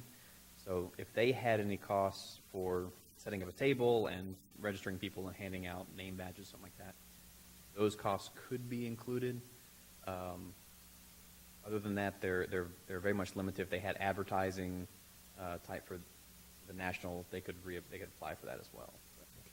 Main thing is us using hot funds to go into the facilities to pay for either capital or operations based on our being able to justify and defend that we are putting heads in beds and we're doing it at a proportionate amount. The problem we have is that, frankly, just the bulk of our events, the vast majority, are local users. People show up, they use it, we have a few, and that's what's really going to kind of depress the amount we can use hot funds. I think as staff kind of goes forward, I think y'all are going to a conference later this week with some of these folks and are going to be asking about how do you use your hot funds and how do you justify it? So frankly, is it they're playing a little fast and loose with it, or is just the dynamic of the community very different where they go, no, we've got a lot of these things that are putting heads in beds and now we can justify it. It's not a lot of local use. It's just the nature of the facility is different. So Mr. James, I have a question. So over the years, the maintenance of the facility, have we not been just keeping the upkeep on that facility? No, we've not been keeping the upkeep. I mean, I think, and so this goes to, I think, maybe the mayor's item beforehand and the issue with the tax rate. You know, we've been keeping up with new growth and development as best we can, but we've done it by kind of kicking the can down the roads in some areas. So it's been building maintenance, and it frankly just got to the point where it's now readily apparent and became a bit of a crisis. Our park facilities is the case. You're going to see that in a couple weeks. Parks just presented the Parks Board how they want to use their funds on that going forward. And I will say this to that point, you know, while we're going to need to invest more than we've been in the past years, I see us catching up better on those two areas, parks and buildings, soonest. I think what you've heard John Nowak talk about is our streets program really having a robust program that is going to cost us a lot more every year than we have been, far more that we're going to have to put in for that. And that's really going to be a policy decision as we get to it, going, where are we setting the bars for streets? But I mean, I think at some point in a number of years, we'll say, you know, we've gotten to a pretty good spot with buildings. We've gotten to a pretty good spot with our parks. Now we have to keep funding and we have to maintain and not fall back. But I think streets is the one where we're going to see that. But yeah, this is effectively why staff proposed raising taxes, is because we have not been keeping up on that stuff. Thank you. All right, anyone else? All right, thank you very much. Appreciate the presentation. All right, next item on the agenda is a roll call vote confirmation. We don't have any, did not have any votes taken, therefore it's not necessary. The next item after that, we have two closed session items. City Council will meet in closed session under Section 551.074 of the Texas Government Code, personnel matters to deliberate the appointment, employment, evaluation, reassignment, duties, discipline, or dismissal of the city manager. And the second, the City Council will meet in closed session under Section 551.087 of the Texas Government Code, deliberation regarding economic development and negotiations, in particular with regard to Project E045 and E046. So at this time, we're going to recess our open session, go into closed session, and return as quickly as we're able. We're doing these first, yes.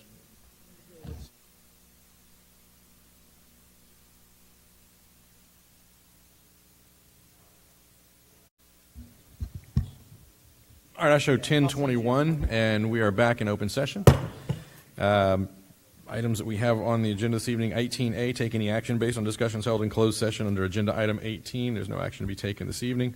Item number 19A, take any action based on discussions held in closed session under agenda item 19. No action to be taken this evening, therefore no need for a roll call vote confirmation. That said, we're going to go back to item number 16 as promised and take a look at anyone who may have a nomination for a member for the Board of Directors of the Guadalupe County Appraisal District. So, Mr. Crawford, you were first. So I'd like to make a motion for nomination for Angelina Kaiser to be the representative.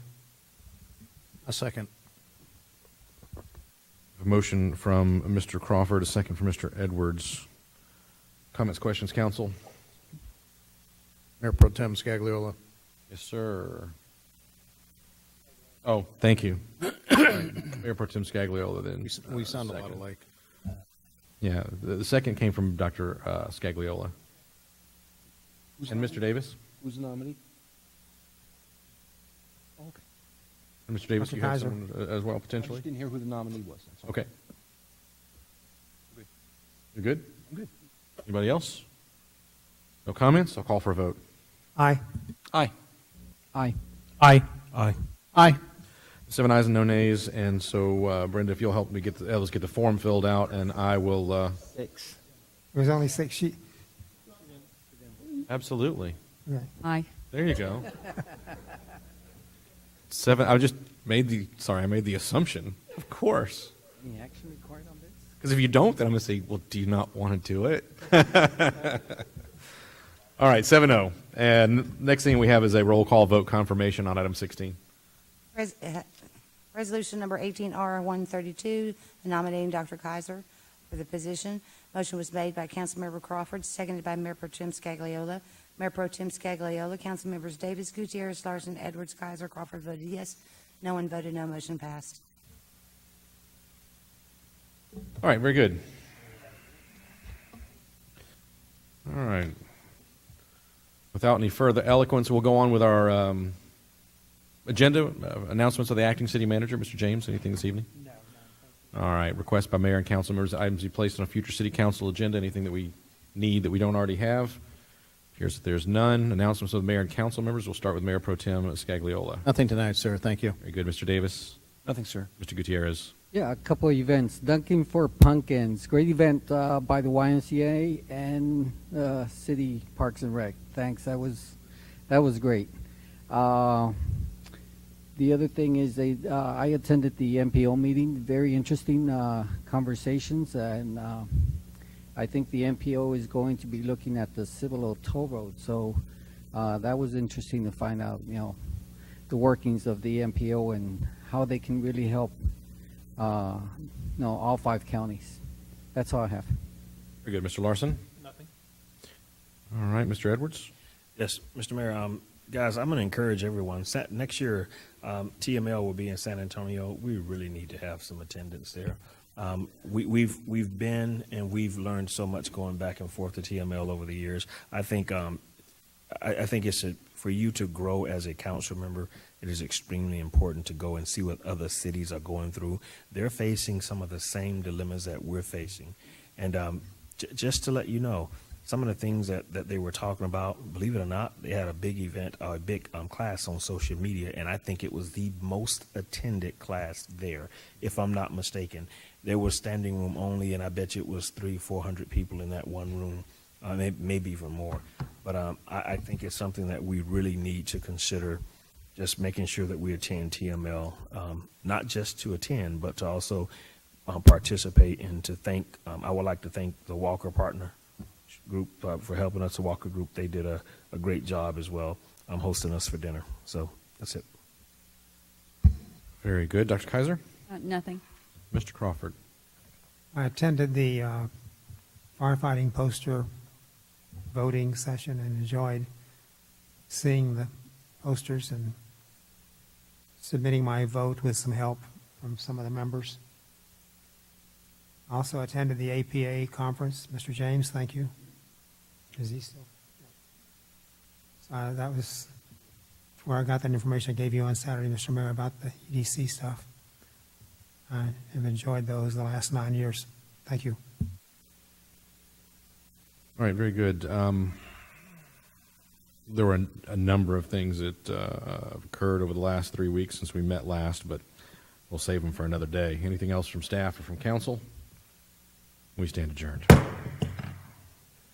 Now I get to go sit and sign a bunch of bond papers.